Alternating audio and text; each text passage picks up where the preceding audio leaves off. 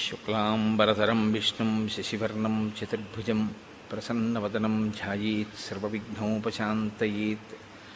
గురుర్బ్రహ్మా గురుర్విష్ణుః గురుర్దేవో మహేశ్వరః గురుః సాక్షాత్ పరబ్రహ్మ తస్మై శ్రీగురవే నమః. వ్యాసాయ విష్ణురూపాయ వ్యాసరూపాయ విష్ణవే నమో వై బ్రహ్మనిధయే వాసిష్ఠాయ నమో నమః. కూజంతం రామ రామీతి మధురం మధురాక్షరం ఆరుహ్య కవితాశాఖాం వందే వాల్మీకికోకిలం.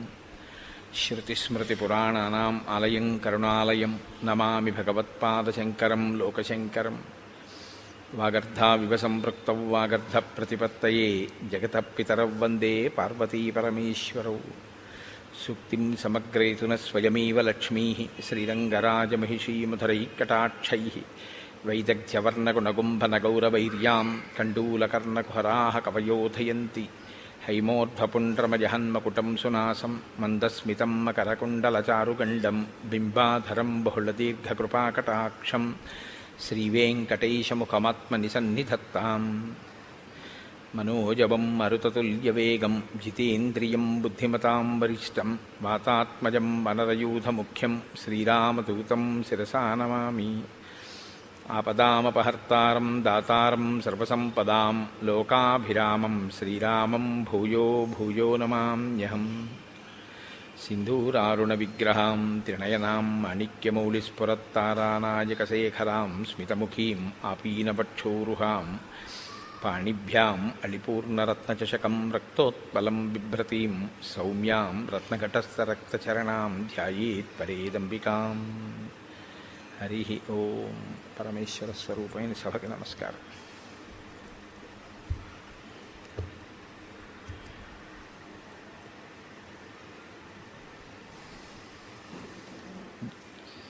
జటాయువుకి ఉత్తమ గతులను కల్పించినటువంటి రామచంద్రమూర్తి లక్ష్మణ సహితుడై సీతాన్వేషణం చేస్తూ అరణ్యంలో ప్రవేశించినటువంటి ఘట్టాన్ని మీకు నిన్న వివరిస్తున్నాను నేను. ఆ సీతమ్మని వెతుకుతూ వాళ్ళు నైరుతి దిశగా ముందుకి సాగిపోయారు. దండకారణ్యం నుంచి 3 క్రోసుల దూరం ప్రయాణించి క్రౌంచారణ్యము అనేటటువంటి అరణ్యంలోకి చేరుకున్నారు. ఒక అరణ్యం కన్నా ఒక అరణ్యం దారుణమైనటువంటి స్థితి. దారుణము అంటే మనుష్యులు తిరగడానికి యోగ్యమైనటువంటి అరణ్యములు కావు. అంత విపరీతంగా చెట్లు పొదలు తుప్పలు క్రూరమృగాలు సర్పాలతోటి నిండిపోయినటువంటి అరణ్యాలు. ఆ సీతమ్మ తల్లిని అన్వేషిస్తూ వాళ్ళు ఆ క్రౌంచారణ్యంలోకి ప్రవేశించారు. ఆ క్రౌంచారణ్యం నుంచి మళ్ళీ 3 క్రోసుల దూరం ప్రయాణం చేసి మతంగ మహర్షి ఆశ్రమానికి క్రౌంచారణ్యం యొక్క చివరి భాగానికి మధ్యలో ఉన్నటువంటి వేరొక వనంలోకి ప్రవేశించారు. ఆ వనం చాలా మృగపక్షి సంకీర్ణమై ఉంది. చీకటిగా ఉన్నటువంటి అరణ్యం. అక్కడ వాళ్ళకు ఒక పెద్ద గుహ ఒకటి కనపడింది. ఆ గుహ సమీపంలోకి వెడితే గాఢాంధకారంతో కూడుకున్నటువంటి ఆ గుహ ముందు ఒక రాక్షసి ఒక ఆమె నిలబడి ఉంది. భయదామల్పసత్వానాం భీభత్సాం రౌద్రదర్శనాం లంబోదరైం తీక్ష్ణదంస్ట్రాం కరాళాం పరుషత్వచం. వాల్మీకి మహర్షి రచన ఆ శ్లోకాలు అద్భుతంగా ఉంటాయి. ఆయన అంటారు, భయదాం అల్పసత్వానాం. అల్పసత్వము అంటే తక్కువ బలం కలిగినటువంటి వాళ్ళకి. తక్కువ బలం కలిగినటువంటి వాళ్ళకి ఆవిడ భయంకరమైనది. అంటే అది ఆవిడ స్వభావం. తనకన్నా కొంచెం తక్కువ బలం ఉన్న వాళ్ళు కనపడితే ఆవిడ వేధిస్తుంది, వాళ్ళని చాలా దుఃఖపెడుతుంది. ఎందుకని అంటే అది ఆవిడ సహజమైనటువంటి ప్రవృత్తి. తనకన్నా తక్కువ బలం వాళ్ళు కనపడితే ఆదరించడమో వాళ్ళని రక్షించడమో ఆవిడకు ఉండేటటువంటి లక్షణం కాదు. రాక్షసత్వము అంటే ఇంకేదో అని మీరేమనుకోక్కర్లేదు. కలియుగంలో ఒక పెద్ద విచిత్రం ఒకటి ఉంది. త్రేతాయుగం వాటిల్లో అయితే రాక్షసుల యొక్క ఉపాధులు తెలిసిపోయేవి. ఒక భయంకరమైనటువంటి శరీరం, ఏదో పెద్ద పొట్ట నోరు దంస్ట్రలు అవిని. కలియుగంలో బ్రహ్మగారు ఇచ్చినటువంటి వరం ఏమిటంటే రాక్షసుడెవరో మనుష్యుడెవరో తెలియదు, ప్రవృత్తి చేత తెలియాలి. కానీ తెలుసుకునే లోపలే ప్రమాదం వచ్చేస్తుంది. కనుక ఇప్పుడు ఆవిడ భయదాం అల్పసత్వానాం, తనకన్నా తక్కువ బలం ఉన్నటువంటి వారి పట్ల చాలా క్రోధంతో అవతల వారిని దుఃఖపెట్టేటట్టు ప్రవర్తిస్తుంది. అంటే తనకన్నా ఎక్కువ బలం ఉన్నవాళ్ళు కనపడితే తాను పారిపోతుంది. ఇది దాని అర్థం. అంటే ఆ జీవితానికి ఒక రుజువర్తన కానీ, ఆ జీవితానికి ఒక పంధా కానీ ఏమీ లేవు. మనకన్నా బలవంతుడు కనపడ్డాడు, వాడు మనకేదో ఇబ్బంది పెట్టాడు, పారిపోవడం. మనకన్నా తక్కువ బలం వాడు కనపడ్డాడు, వాడిని ఏడిపించడం. ఈ ఏడిపించేటప్పుడు సిగ్గేయదు, ఆ ఓడిపోయినప్పుడు సిగ్గేయదు. రెండు చోట్ల సిగ్గు లేకపోతే అవమానము ఇలాంటివి ఉండవు. ఎప్పుడూ ఉండేది ఏమిటి అంటే రెండు కాలముల యందు కూడా దుఃఖపెట్టే ప్రయత్నం ఉంటుంటుంది. ఆ ప్రయత్నంలో తను విజయం సాధిస్తే విజయం సాధిస్తుంది, విజయం సాధించకపోతే వెళ్ళిపోతుంటుంది. ఇక్కడ ఈవిడికి శూర్పణఖకి ఒక్క తేడా ఒకటి కనపడుతుంది. అరణ్యకాండలో మహర్షి ఇద్దరికి ముకుచెవులు కోయిస్తారు ఆడ రాక్షసులకి. అందులో ఒకరు శూర్పణఖ, ఒకరు అయోముఖి. ఇద్దరూ రాక్షసి అయినటువంటి వారే.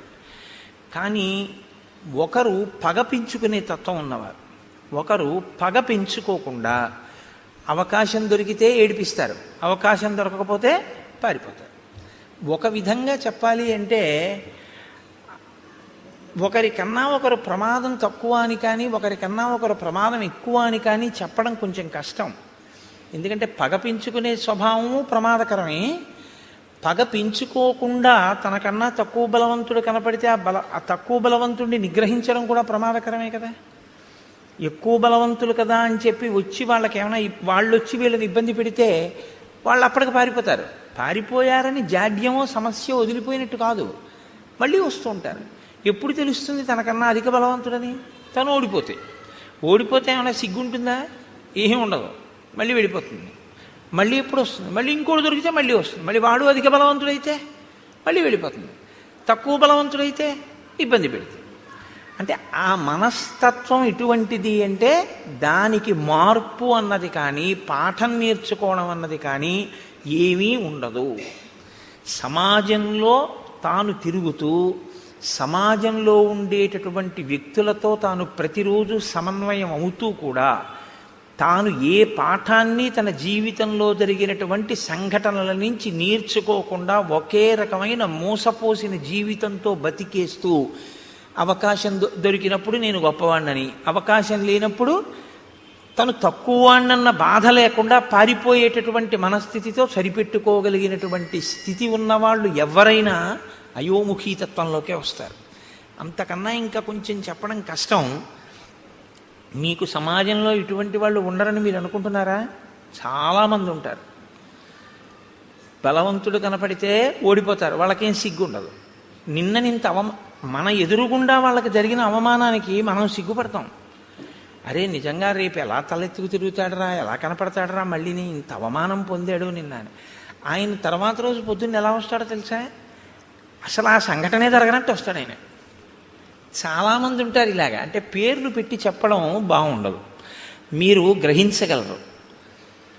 ఉద్ధతితో ప్రవర్తిస్తారు, ఎక్కడో దెబ్బతింటారు. తిని సిగ్గుపడడం ఏమీ ఉండదు. మనకన్నా చాలా సంతోషంగా ఉంటాడు ఆయన. అదేంటి అవమానం పడ్డాడు కదా, నేను రాత్రి నిద్రపోన్నాడు పాపం కుమిలిపోతున్నాడేమో అని మీరు పలకరించడానికి వెళ్ళారనుకోండి, ఆయన మిమ్మల్ని ఎలా పలకరిస్తాడో తెలుసా? అంత బాధపడతాం ఎందుకో దానికి అంటాడు. మన అడుగుతాడు బాధపడతాం ఎందుకు దానికి, అది పెద్ద విశేషమే ఉంది అంటాడు. ఒకవేళ అతను విజయం సాధించాడు అనుకోండి, మీరు అసలు పట్టుకొనే లేరు. ఈ మనఃప్రవృత్తి అత్యంత ప్రమాదకరం. అది ఎప్పటికీ ఏమీ తెలుసుకోలేదు. వీళ్ళ వల్ల ప్రమాదం ఎక్కడొస్తుందంటే వాళ్ళకేం ఉండదు. వాళ్ళకి ఒక రకంగా వాళ్ళకి ఏమిటంటే ఎప్పుడూ అలాగే గడిపేస్తూ జీవితాన్ని జీవించేస్తూ ఉంటారు. వాళ్ళని అంటిపెట్టుకుని ఉన్న వాళ్ళకి చాలా కష్టంగా ఉంటుంది. ఏంట్రా వీడికి మానవమానాలు లేవు, వీడితో ఉండడం. ఆయనకు కొడుకున్నాడు అనుకోండి, ఆ కొడుక్కి మానవమానాలు ఉన్నాయనుకోండి, ఆయన చాలా ఇబ్బంది పడతాడు. మా నాన్నగారు చెప్పలేడు తండ్రికి, మా నాన్నగారు ఏమీ తెలుసుకోరు, ఎప్పుడూ ఇలాగే ప్రవర్తిస్తారు. ఇది చాలా కష్టంగా ఉంది అని తను బరువు అవుతూ ఉంటాడు. తను బరువు అయ్యేటటువంటి పరిస్థితి మంచి ప్రవర్తన కాదు. అది దిద్దుకోవాలి, ఎవరైనా సరే దిద్దుకోవలసి ఉంటుంది దాన్ని. శ్రీరామాయణం కేవలం ఒక జరిగిపోయినటువంటి కథ అని మీరు వినాలి అనుకుంటే రామచంద్రమూర్తి ఒక నరుడిగా అవతారాన్ని స్వీకరించి ఈ పాత్రలన్నిటితోటి సమన్వయం కావలసినటువంటి అవసరం ఆయనకి లేదు. వాల్మీకి మహర్షి ఇన్నిటిని గ్రంథస్థం చెయ్యక్కర్లేదు, ఆయన కొన్ని కొన్ని వదిలిపెట్టేసేయచ్చు. అయోముఖి వృత్తాంతం మీరు విన్నప్పుడు పైకి ఎలా అనిపిస్తుందంటే కేవలం కథాభాగం కింద వింటే ఈ పాటి దానికి అసలు అరణ్యకాండలో ఈ స్థానం అవసరమా అనిపిస్తుంది. కానీ మీరు లోతుగా తరచి చూస్తే ఒక మనిషి తనని తాను దిద్దుకోవడానికి ఏవేవి అవసరమో అవన్నీ మనకి రామచంద్రమూర్తి చూపిస్తూ ఉంటారు. కాబట్టి ఇప్పుడు లంబోదరీం తీక్ష్ణదంష్ట్రాం కరాళాం పరుషత్వచం, ఆవిడ చాలా పెద్ద కడుపు కలిగినటువంటిది, పెద్ద పెద్ద కోరలు ఉన్నాయి, చాలా పరుషమైనటువంటి అంటే మందమైనటువంటి చర్మము కలిగినటువంటిది. ఇప్పుడు ఆవిడ ఏం చేస్తూ ఉంటుంది అంటే భక్షయంతీం మృగాన్ భీమాన్ వికటాం ముక్తమూర్ధజాం, ఆమె భయంకరమైన నవ్వు నవ్వుతూ కనపడినటువంటి మృగములు ఏం జరిగితే ఆ మృగముల్ని తింటూ ఉంటుంది. వికటమైనటువంటి నవ్వు నవ్వుతూ ఉంటుంది.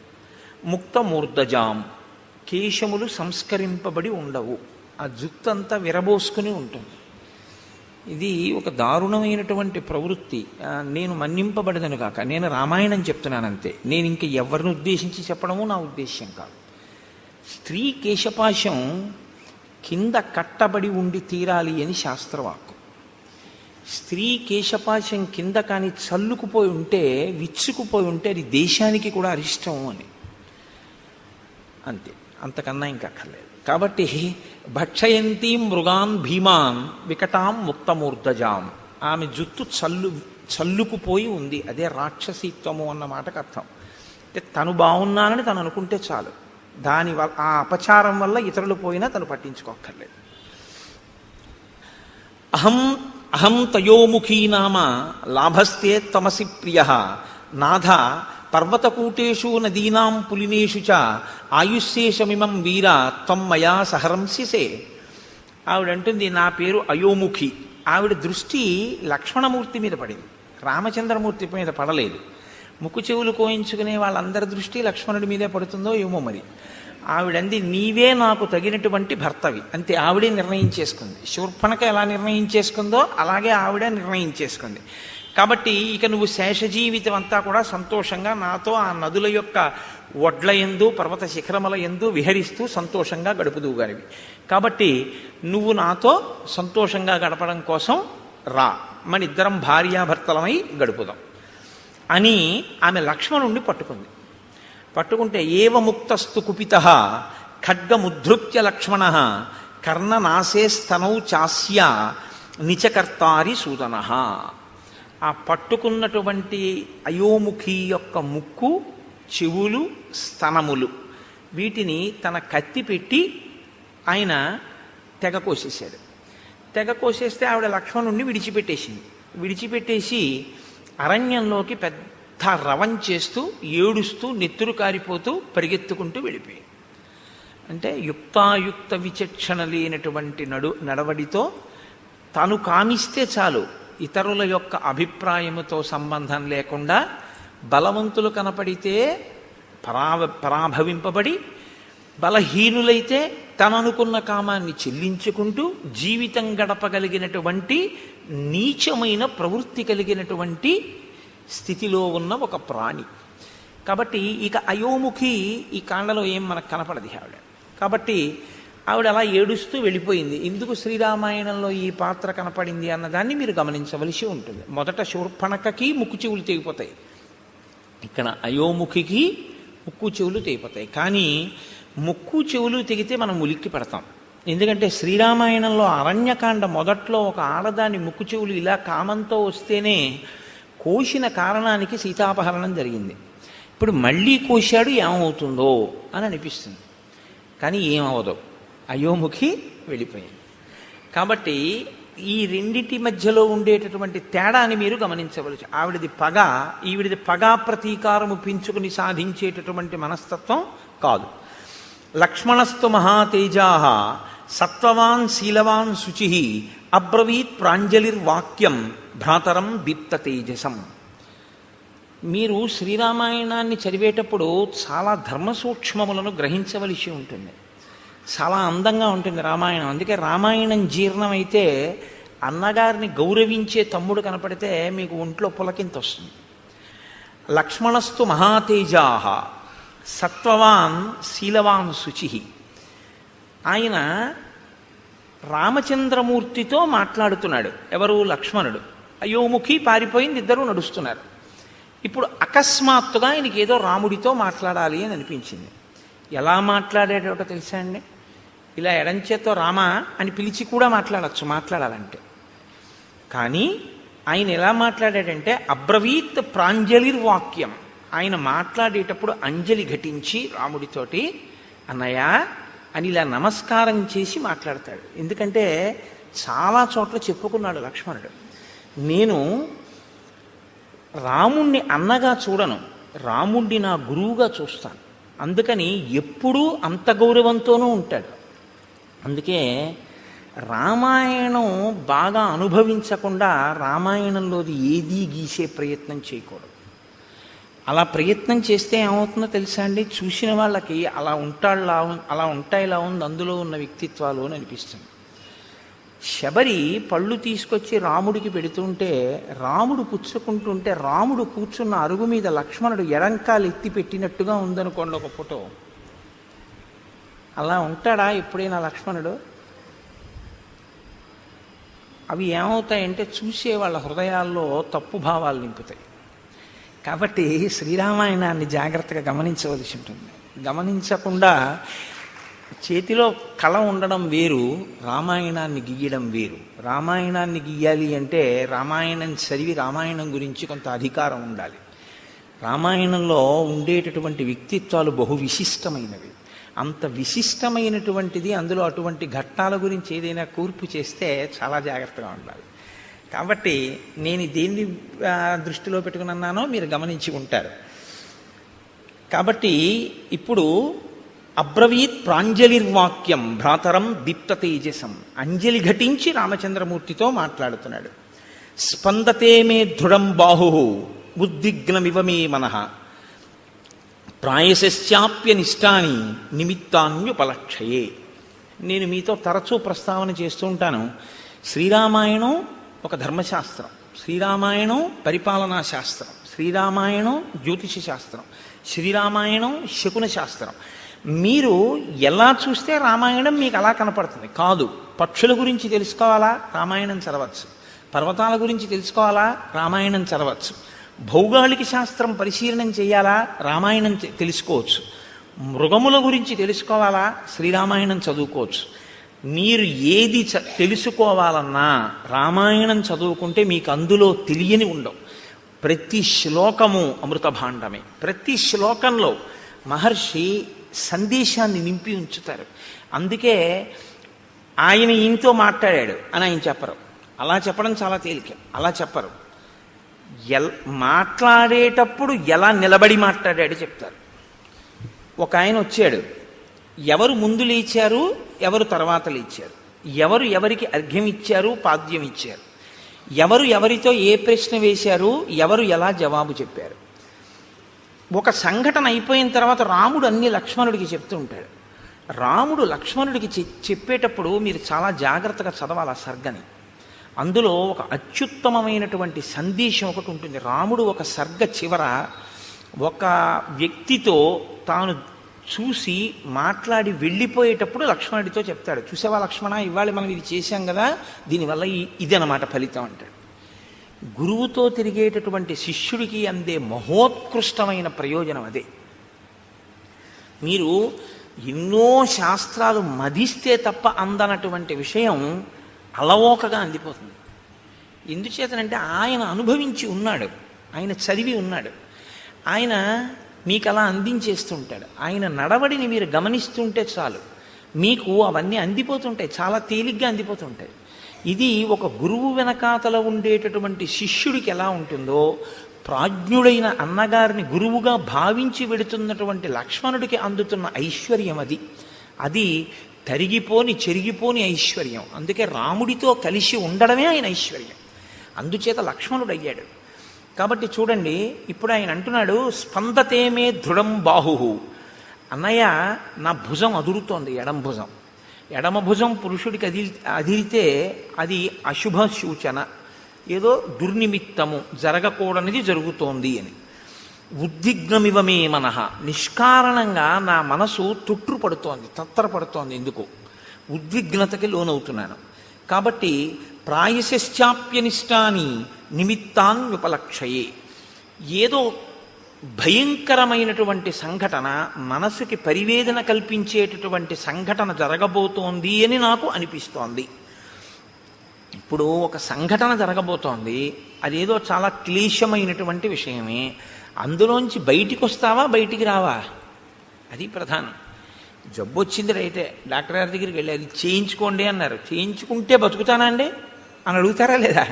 అడుగుతాం కదా, చేయించుకుంటే బతుకుతామండి అని అడుగుతారు. అలాగే బయటికి వస్తావా, రావా?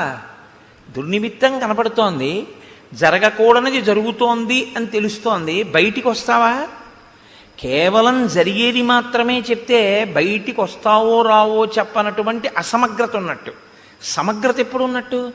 ఒక జరగకూడనిది జరుగుతోంది కానీ నువ్వు బయటికి వస్తావు అన్న విషయాన్నో బయటికి రావు అన్న విషయాన్నో కూడా చెప్పాలి. నిన్న రాముడు వస్తున్నప్పుడు మీకు నేను కొన్ని దుర్నిమిత్తాలు చెప్పాను. ఖచ్చితంగా ఏదో అమంగళం జరిగిపోయింది అన్నాడు రాముడు. ఏదో బాధాకరమైన విషయం జరిగిపోయింది, ఎందుకంటే శకునాలు అలా ఉన్నాయన్నాడు. సీతాపహరణం అయిపోయింది. ఇవాళ లక్ష్మణుడు చెప్తున్నాడు శకునాలు. ఇవాళ లక్ష్మణుడు చెప్పేటప్పుడు భయంకరమైనది జరుగుతుంది కానీ పైకి వస్తా ఉంటాడు. ఎందుకు పైకి వస్తారో ఇప్పుడు శకునం ఇంకొకటి చెప్తాడు. నేను అందుకే మీకు చెప్పింది, ఇంకా మళ్ళీ శకున శాస్త్రం ఏం మీరు చదవక్కర్లేదు. రామాయణం చదివితే శకున శాస్త్రం వచ్చేస్తుంది అంతే. రామాయణం చదివితే మీకు తెలియకుండా మీకు జ్యోతిషంలో కొన్ని విషయాలు తెలిసిపోతాయి. నిన్న లేదు, జటాయువు వింద ముహూర్తం గురించి మాట్లాడాడు. అందుకని ఏష వంచులకో నామ పక్షీ పరమదారుణ ఆవయోర్ విజయం యుద్ధే శంసన్నివ వినర్దతి. అన్నయ్య, వంచులకము అనబడేటటువంటి పక్షి కూస్తోంది, ఆ కూత వినపడుతోంది. అది నిజంగా రామలక్ష్మణులకి ఆ పరిజ్ఞానం ఇందుకేనేమో బాలకాండలో విశ్వామిత్ర మహర్షి ముందుగానే వాళ్ళని అరణ్యాలన్నీ తిప్పి తీసుకొచ్చారు.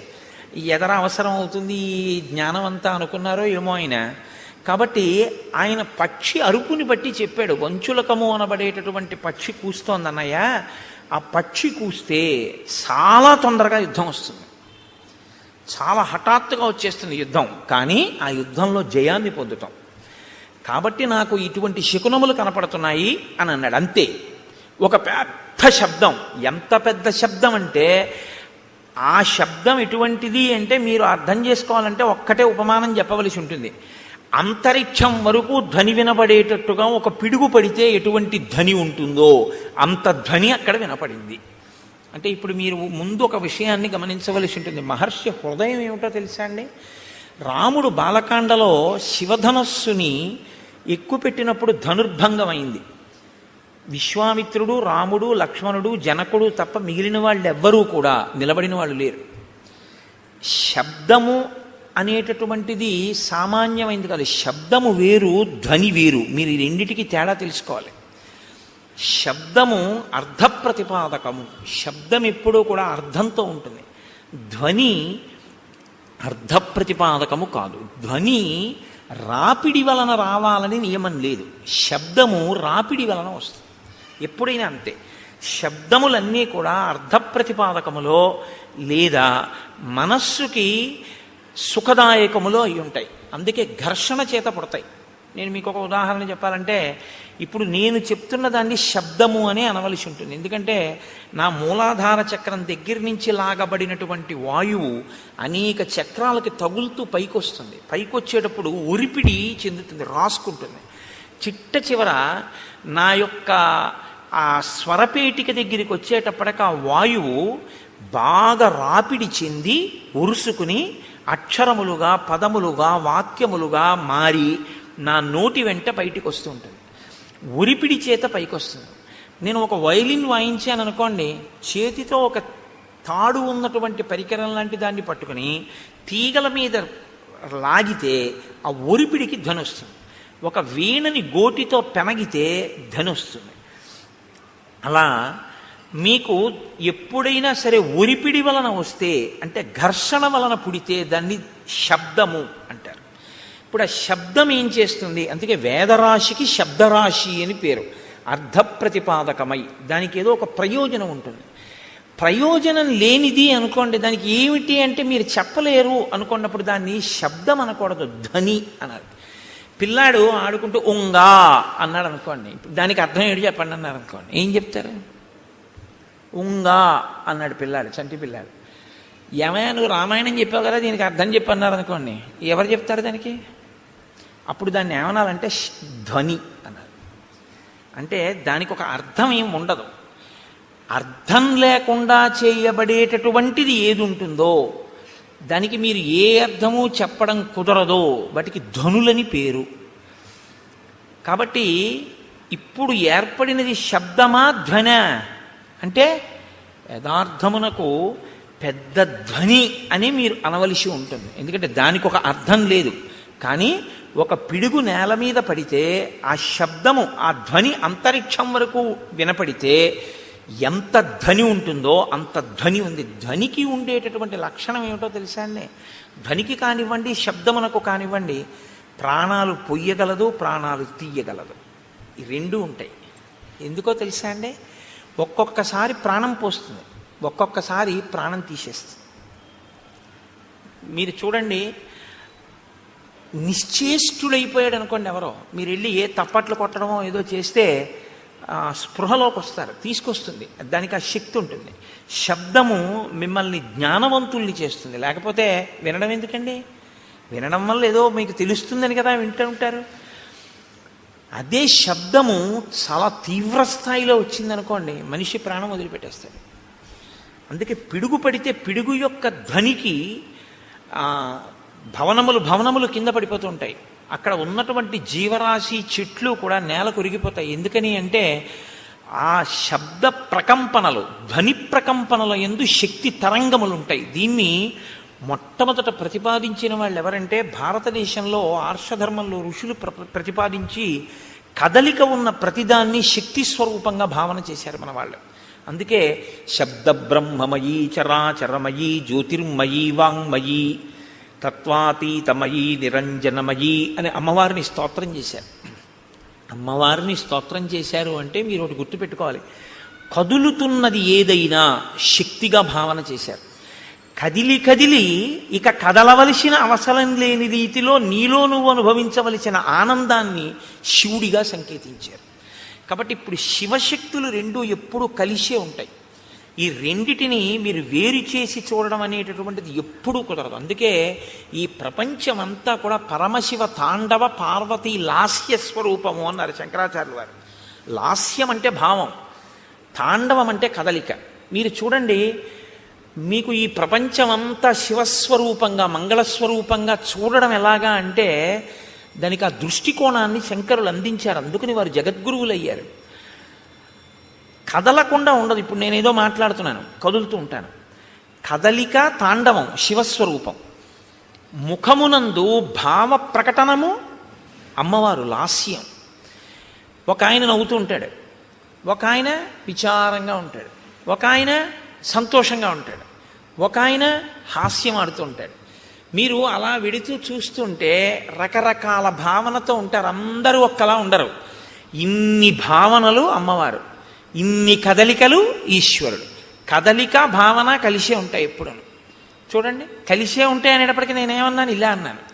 అంటే లోపల కలయిక అన్న భావన రాగానే నేను ఇలా సంకేతించాను.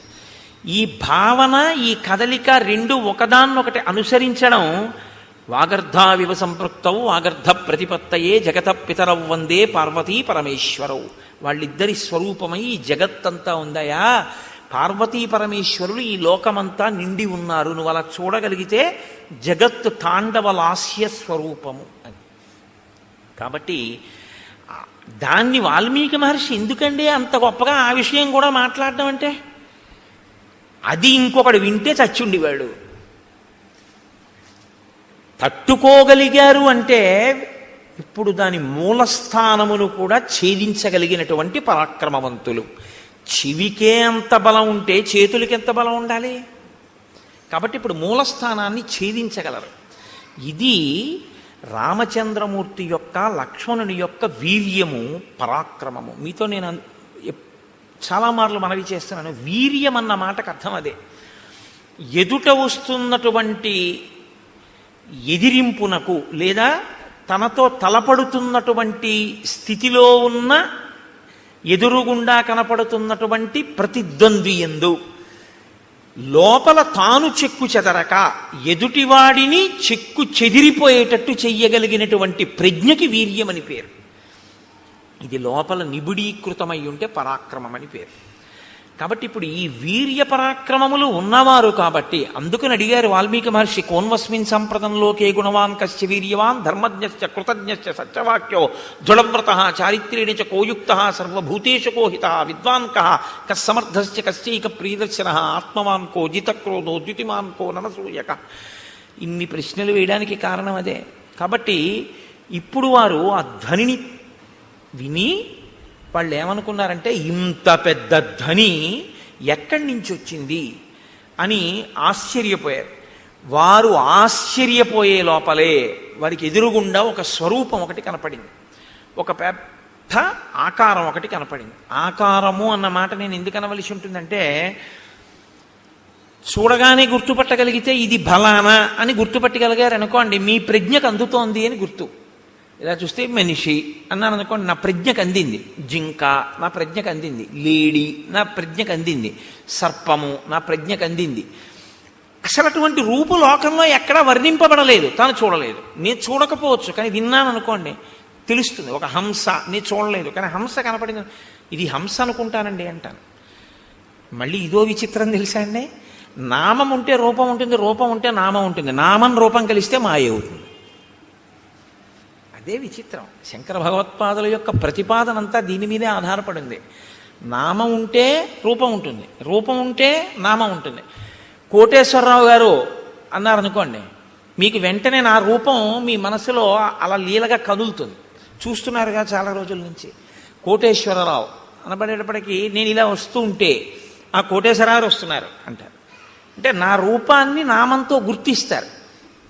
అలా ఇంకోళ్ళు వస్తున్నారు అనుకోండి, కోటేశ్వరరావు వచ్చారా అండి అన్నారనుకోండి ఎవరైనా కొత్త వాళ్ళ, ఆయన కాదండి రాలేదంటారు. నామము రూపము పక్క పక్కనే ఉంటాయి. కుండ అన్నాను అనుకోండి, కుండ ఎలా ఉంటుందో మీకు వెంటనే మనసు చూపిస్తుంది, ప్రొజెక్ట్ చేస్తుంది. అసలు నిజానికి మీరు పెట్టిన పేరు, మీరు చూపించిన పదార్థము రెండు అసత్యాలు.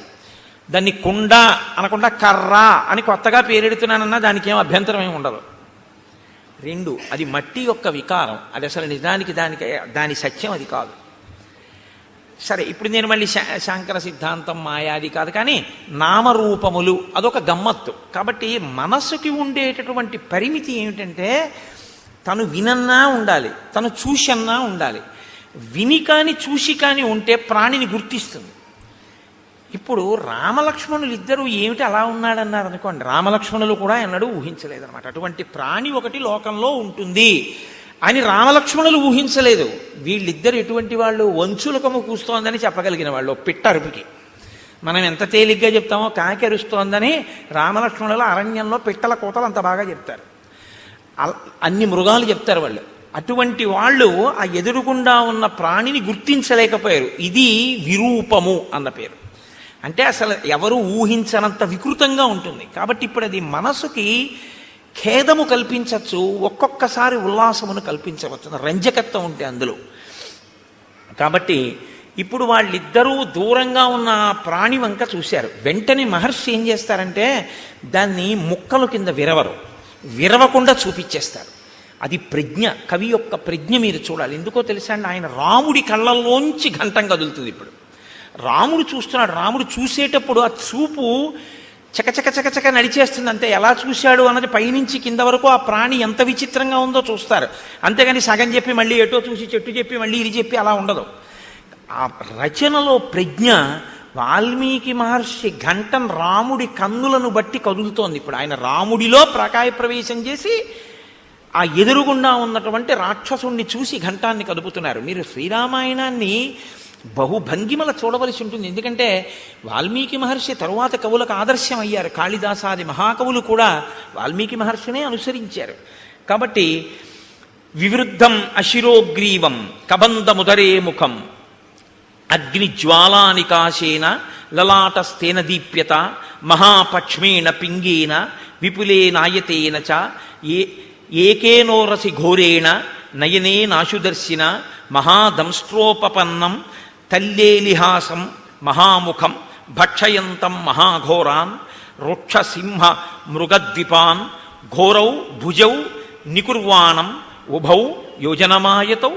ఆయన ఘోరే భుజౌ వికుర్వాణం. ఆ ఉన్నటువంటి ఎదురుగుండా ఉన్న ప్రాణి ఎలా ఉన్నాడంటే తల లేదు. తల లేకపోతే బీభత్సంగా ఉంటుంది. అది ఆ ప్రాణి ఏం చేస్తుందంటే మీకు బీభత్స రసాన్ని ఉద్భుతం చేస్తుంది మా లోపల నుంచి.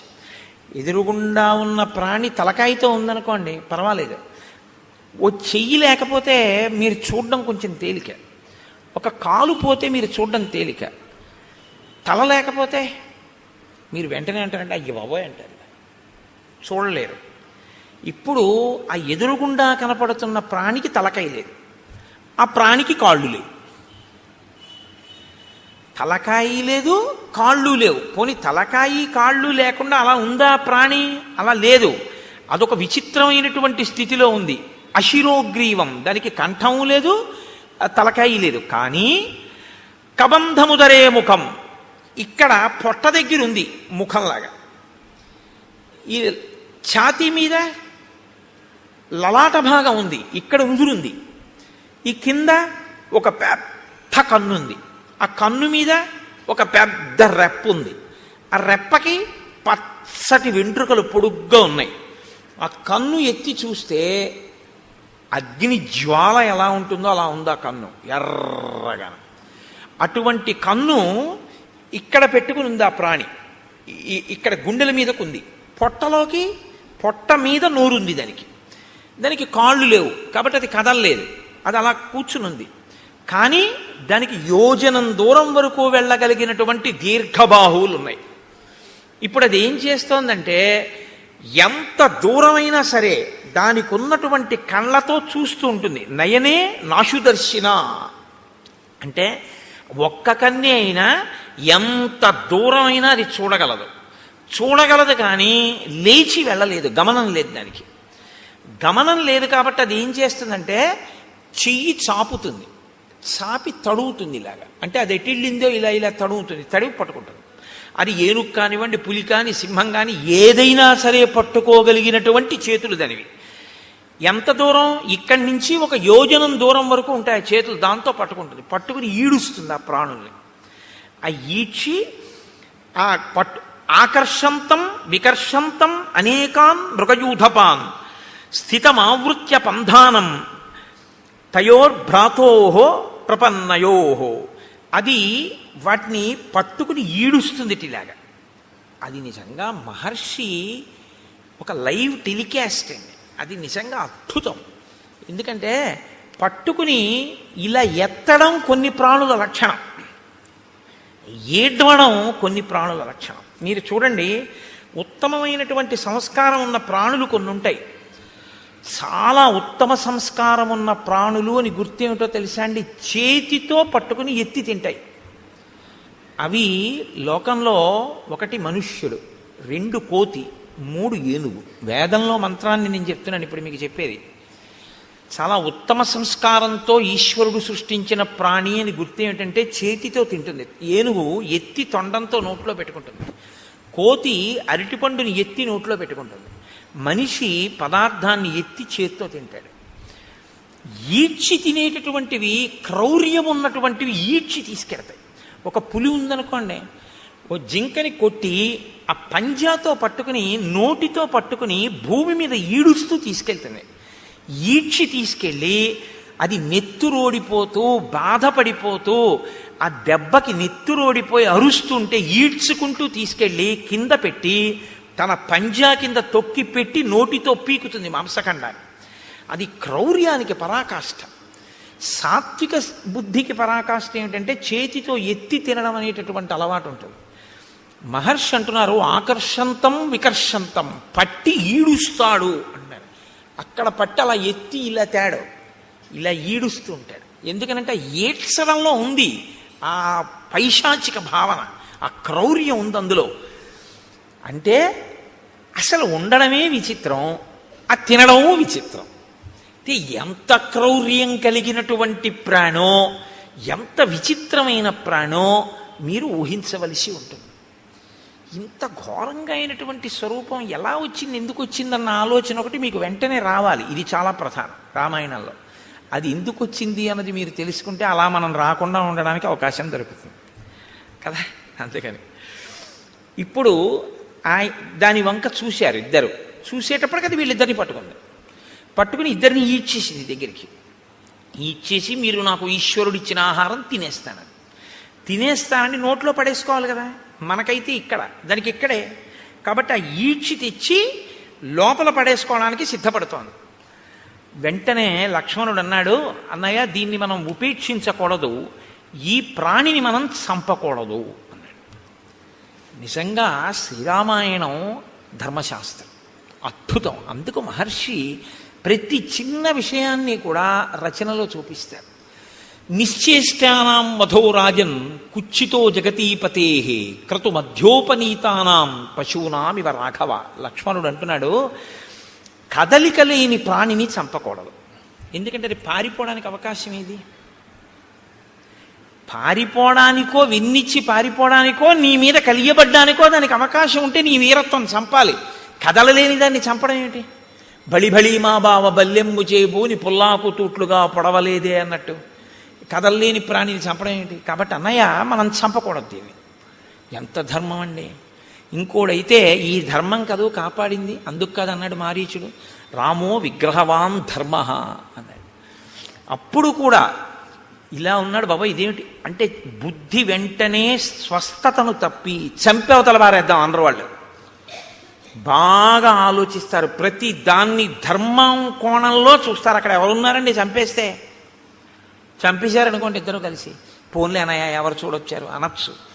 కాదు, ఎవరు చూడొచ్చారనరో, చూడవలసిన వాడు చూడకపోవడం అన్నది ఎలా జరుగుతుందంటారు వాళ్ళు.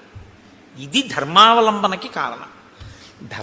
ధర్మమూర్తిగా ఎందుకు ఉండగలుగుతాడు ఒక వ్యక్తి అంటే, నేను ఎలా తప్పుకుంటానండి, ఈశ్వరుడు ఎప్పుడూ చూస్తూ ఉంటాడు కదా అంటాడు. నేను ఒకవేళ తప్పు చేస్తే ఈశ్వరుడు యొక్క సన్నిధానంలోనే నేను తప్పు చేయాలి తప్ప ఈశ్వరుడు చూడకుండా నేను తప్పు చేయడం కుదరదు. ఆయన ఎప్పుడూ చూస్తూ ఉంటాడంటాడు. ఎప్పుడూ చూస్తున్నాడు వాడు అన్నవాడు చాలా తప్పులు చెయ్యలేడు. చాలా అన్నమాట నేను ఎందుకన్నానో తెలుసా అండి? ఏ తప్పు చెయ్యలేడని ముందే అనడం చాలా కష్టం. కొంత మార్పు అన్నది వస్తుంది ఎప్పుడంటే చాలా తప్పులు చేయలేడు, తర్వాత ఏ తప్పు చేయలేడు. కాబట్టి రాముడు ధర్మమూర్తిగా ఎందుకు ఉండగలడు ఎప్పుడు అంటే, ధర్మం అనేటటువంటిది తాను అనుష్ఠిస్తున్నానో లేదో అనేటటువంటిది వృక్షములు దేవతా స్వరూపంగా చూస్తున్నాయని రాముడు నమ్ముతాడు. మనం అంటే నాలాంటి వాడైతే ఏమంటాడంటే ఎవరు చూడొచ్చారంటాం. ఇదే తేడా. ఇది అలవాటు చేసుకోవడం ధర్మానికి పునాదిరాయి. ఇది నిలబడాలి. ఇది నిలబడితే మార్పు వస్తుంది మనసులో. కాబట్టి నిశ్చేష్టానాం వధోరాజన్ కుచ్చితో జగతీపతే. ఓ జగతీపతి రామా, మనం స్థాణువుగా కదలలేని వాడిని చంపకూడదు. కాబట్టి ఇతను తన నోట్లో మన్ని పడేసుకునేటట్టు ఉన్నాడు. కాబట్టి ఈ రెండు బాహువులని తరిగేద్దాం. ఇతని శక్తి బాహువులే. ఎందుకని? గమనం లేదు, కదలలేడు. నోటితో కరవలేడు, ఎందుకంటే పొట్టకుంది నోరు. బోర్లా పడుకుని కరిచి పట్టుకోగలిగినటువంటి శక్తి లేదు. కానీ చేతులతో మాత్రం తడిమి పట్టుకుంటాడు. కాబట్టి చేతులు నరికేస్తే వీడు ఉన్నా ఒకటే, ఊడిపోయినా ఒకటే. అక్కడతో వీడు కూడా చచ్చిపోతాడు. ఎందుకంటే ఆహారం లేదు ప్రాణానికి. ఆహారం లేకపోతే ప్రాణము నిలబడదు, శోషించిపోయి పడిపోతుంది. మనం చంపక్కర్లేదు. వీడి యొక్క బలం ఎక్కడుందో దాన్ని తుంచేద్దాం. దాన్ని మాత్రం ఎందుకు తుంచాలి? మన్ని పట్టుకున్నాడు కాబట్టి. మన్ని ఇప్పుడు నోట్లో పడేస్తాడు కాబట్టి బాహువులు తుంచేద్దాం. కాబట్టి దక్షిణం బాహుం అసక్తామసినా తతః చిచ్ఛేదరామో వేగేన సవ్యం వీరస్తు లక్ష్మణ. రాముడు కుడి భుజాన్ని నరికేశాడు, లక్ష్మణుడు ఎడమ భుజాన్ని నరికేశాడు. రెండు చేతులు ఊడి కింద పడిపోయాయి. కింద పడిపోగానే అతను చాలా సంతోషపడిపోయాడు. ఇది విచిత్రం రామాయణంలో. చాలా సంతోషపడ్డాడు. సంతోషపడన్నాడు. ఓ, నేను ఎదురు చూసిన సంఘటన జరిగింది. ఇన్నాళ్ళు ఈ 2 చేతులు నరికేవాడి కోసమే తడిమి పట్టుకుంటున్నాను. ఇవాళ వీటిని నరికేవాడు దొరికాడు. ఎవరు మీ ఇద్దరు అన్నాడు. అంటే వాళ్ళు నోర్ము నీకు మేం చెప్పడం ఏంటి అనరు. అది విచిత్రం, ఇది వినయం. వాళ్ళు ఎవరు అడగనివ్వండి, శూర్పణఖ అడిగినా చెప్తారు, ఎవరు అడిగినా చెప్తారు. ఎంత అందంగా అలాగని అనవసరమైనటువంటి చోట దీర్ఘంగా మాట్లాడరు. సమయాన్ని ఎంత పొదుపుగా వాడి మాట్లాడతారంటే ఎక్కడ ఎంతవరకు అవసరమో, ఏది అవతల ప్రాణికి చెప్పవలసి ఉంటుందో అక్కడ వరకే చెప్తారు తప్ప అదే పనిగా సొదపెట్టి అర్థం లేకుండా మాట్లాడడం ఉన్నది ఉండదు. అందుకే నేను మీతో మనవి చేస్తున్నాను, శ్రీరామాయణం మీరు బాగా చదివితే మాట్లాడడంలో ప్రజ్ఞ మీకు వస్తుంది.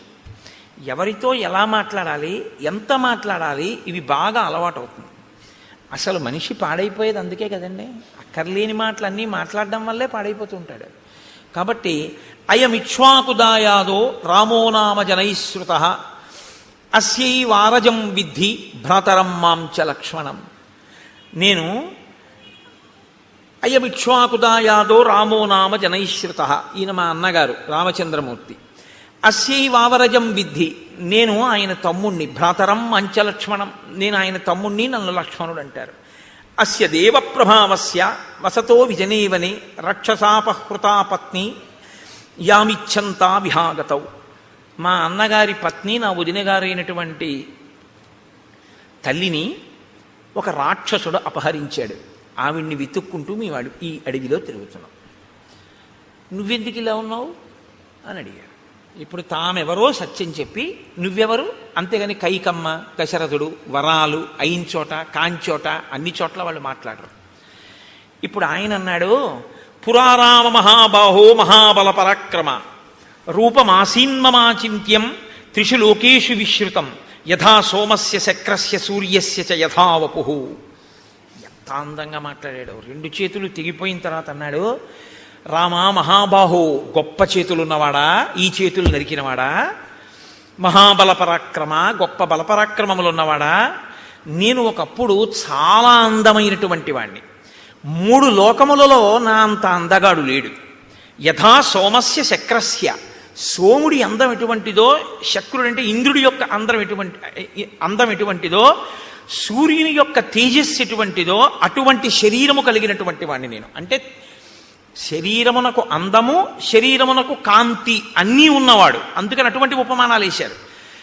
ఆ తేజస్సు అవతల వారికి ఆహ్లాదాన్ని కల్పిస్తుంది. కాబట్టి సోముడు అంత అందమైన, అంత లావణ్యము, అంత కాంతి కలిగినటువంటి వాణ్ణి. ఇది నాకు ఈశ్వరుడు ఇచ్చినటువంటి బహుమానం. కాబట్టి నేనేం చేయాలి? ఈశ్వరుడు నీకేది ఇచ్చాడో దాంతో నువ్వు 10 మందిని సంతోషపెట్టాలి. అప్పుడు నువ్వు నీ యొక్క విభూతిని ఈశ్వర పరం చేసినట్లు అవుతుంది. అందుకే మీరు కొంచెం జాగ్రత్తగా గమనించండి. అక్షరాభ్యాసము అని ఒక సంస్కారం చేస్తారు మన వాళ్ళు. అది చేయకుండా పంపించరు. బడికి పంపించడం కానీ, పలక ముట్టుకోవడం కానీ, పుస్తకం ముట్టుకోవడం కానీ, అక్షరం రాయడం కానీ ఒప్పుకోరు. ముందు ఎవరు తమ జీవితంలో తమకి ఉన్న విభూతిని సమాజపరం చేసి ఈశ్వరుడిచ్చిన విభూతిని ఈశ్వరుడికి నైవేద్యం పెట్టి జీవితంలో ప్రసాద బుద్ధితో బతికి 10 మంది చేత సహభాష్ అనిపించుకుని కీర్తి గణించాడో, ఎవడు భగవద్భక్తి తత్పరుడో అటువంటి పెద్దల తొడ మీద కూర్చోపెట్టి ఆయన చేత్తో పిల్లవాడి చెయ్యి పట్టుకుని పలకలో ముందు దిద్దిస్తాడు. ఓం నమ శివాయ సిద్ధం నమః అని. ఎందుకు రాయిస్తారో తెలుసా అండి?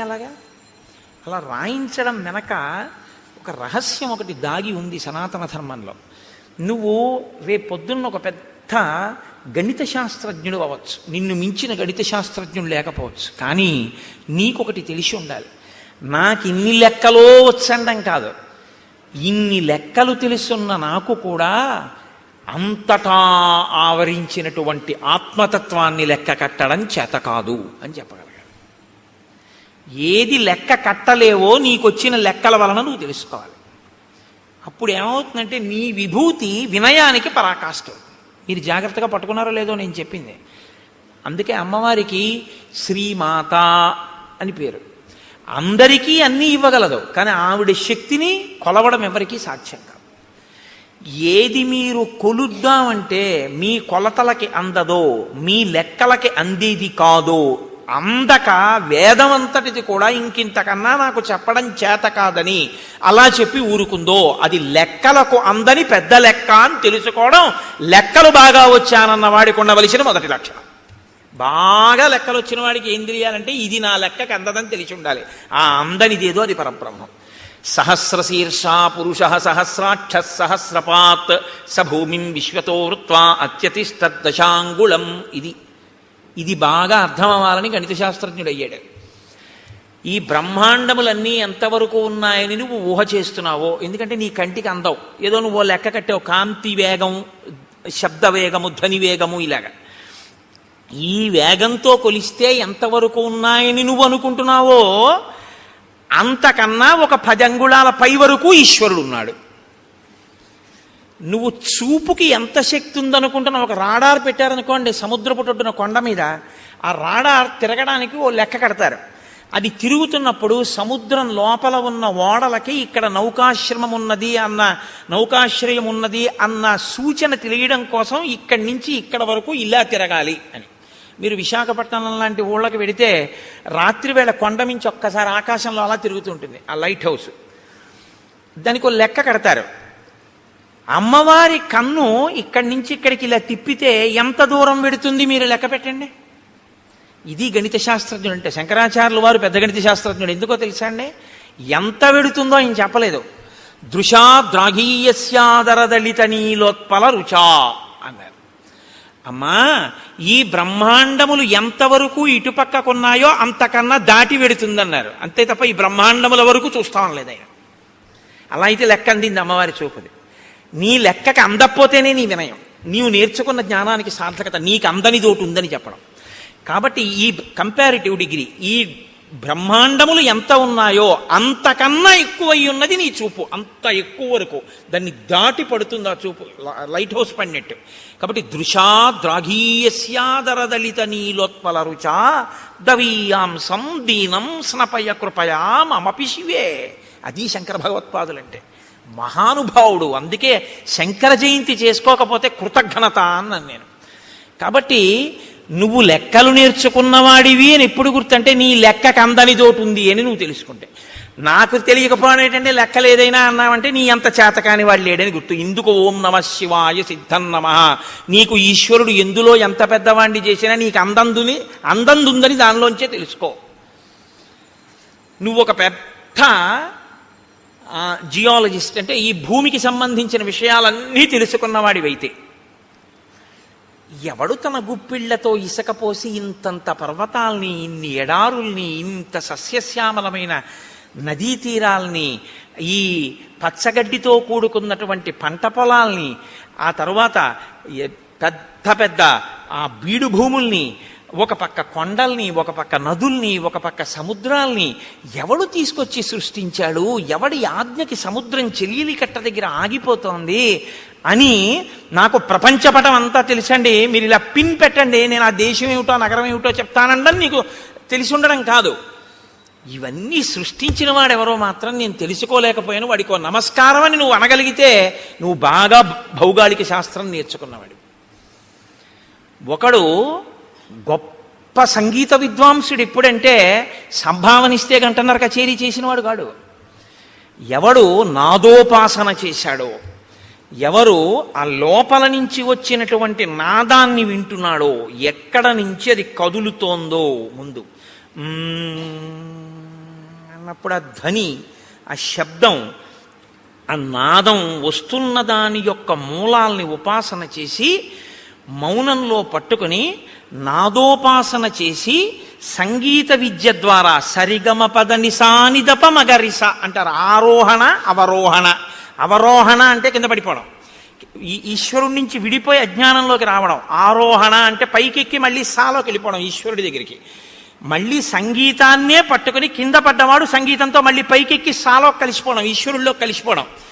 ఈ నాదోపాసన చేసిన వాడు ఎవడున్నాడో వాడు సద్గురువై నిలబడిపోతాడు. అందుకే త్యాగరాజు గారు ఎవరో అని మీరు అన్నారనుకోండి, సంగీత విద్వాంసుడు అనకూడదు, సద్గురు త్యాగరాజస్వామి అనాలి.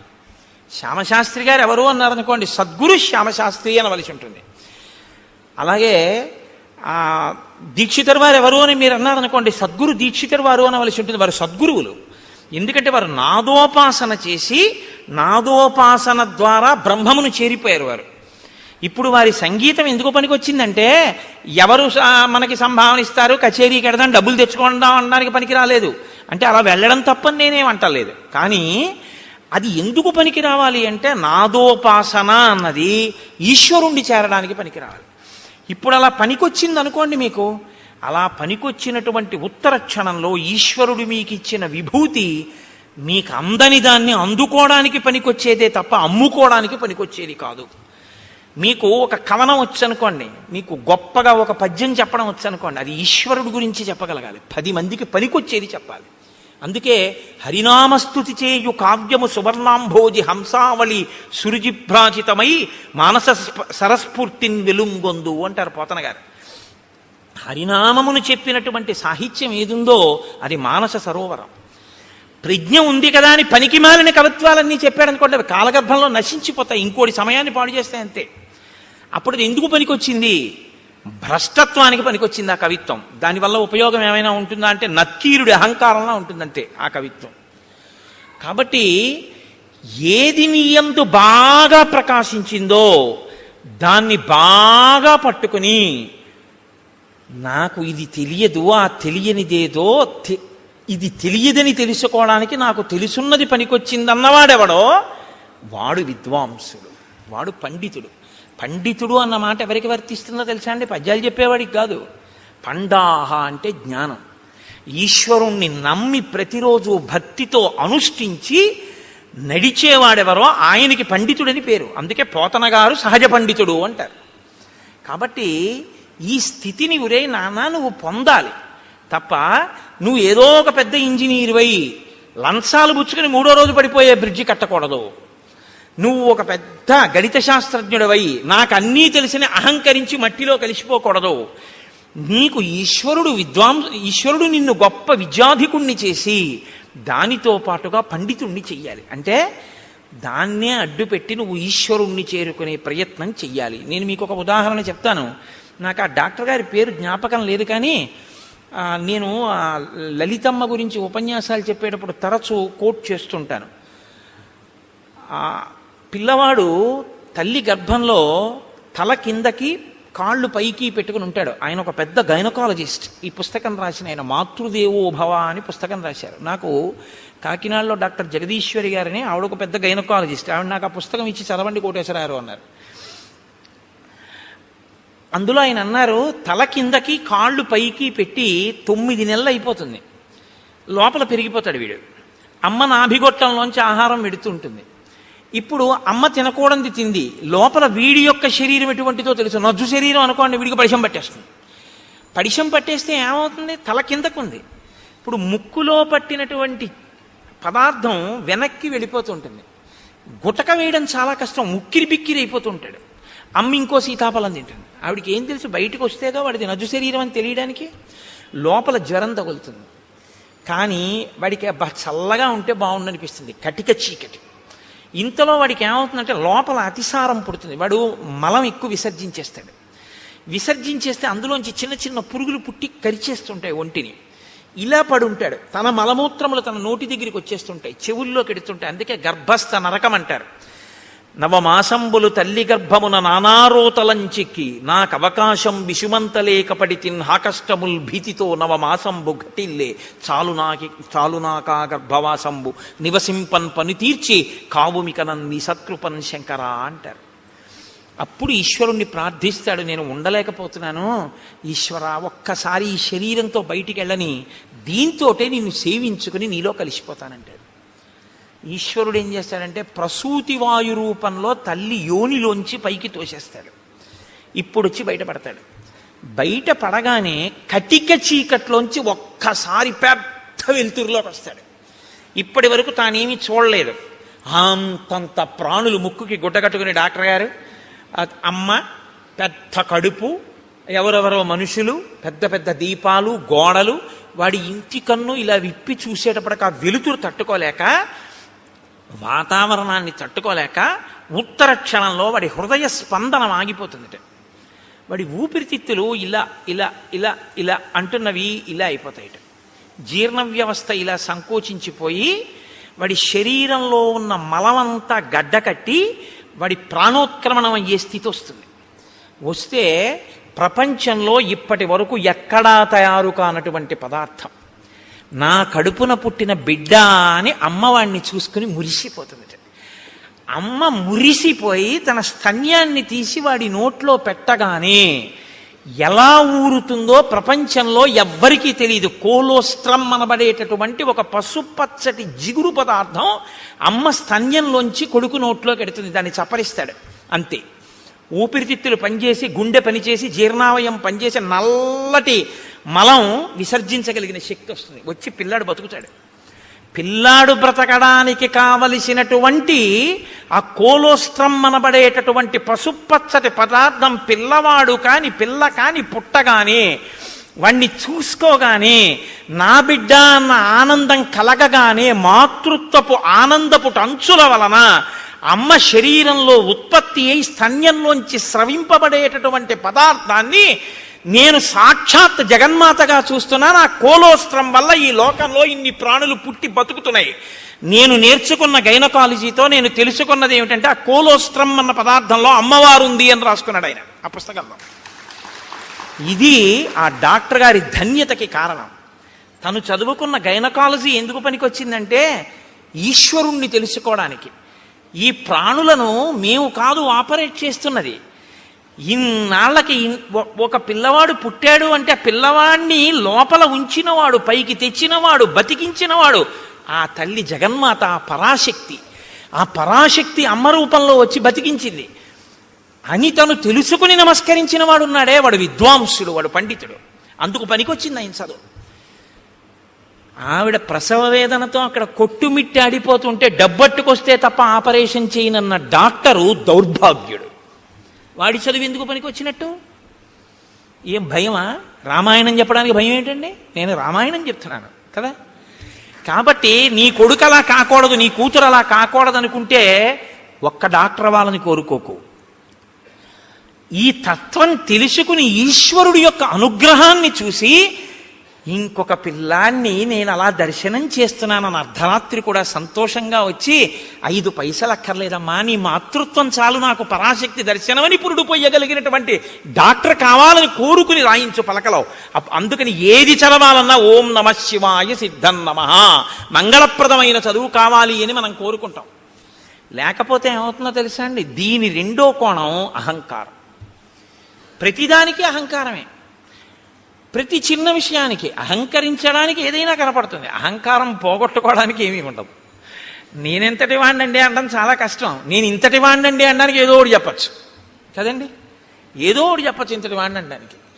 ఈ అహంకార పరిత్యాగం లేకపోతే ఈశ్వరుడిచ్చినటువంటి విభూతియే మీకు శాపమై కూర్చుంటుంది. ఇది చెప్పడం ఈ ఆఖ్యానము యొక్క గొప్పతనం. ఇది మీరు ఆ కోణంలో స్వీకరించగలిగితే ఎంత అందగాడు ఏమయ్యాడో మీకు తెలుస్తుంది.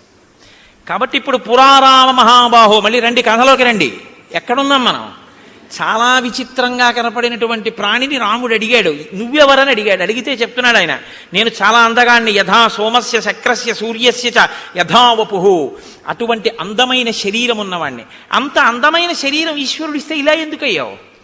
అలా అందంగా నువ్వు కనబడితే చాలు, ఎదుటివాడి కంటికి కలిగినటువంటి బాధ తీరుతుంది. నిన్ను చూస్తే చాలా భయం, ఎంత అందంగా ఉన్నాడో అని.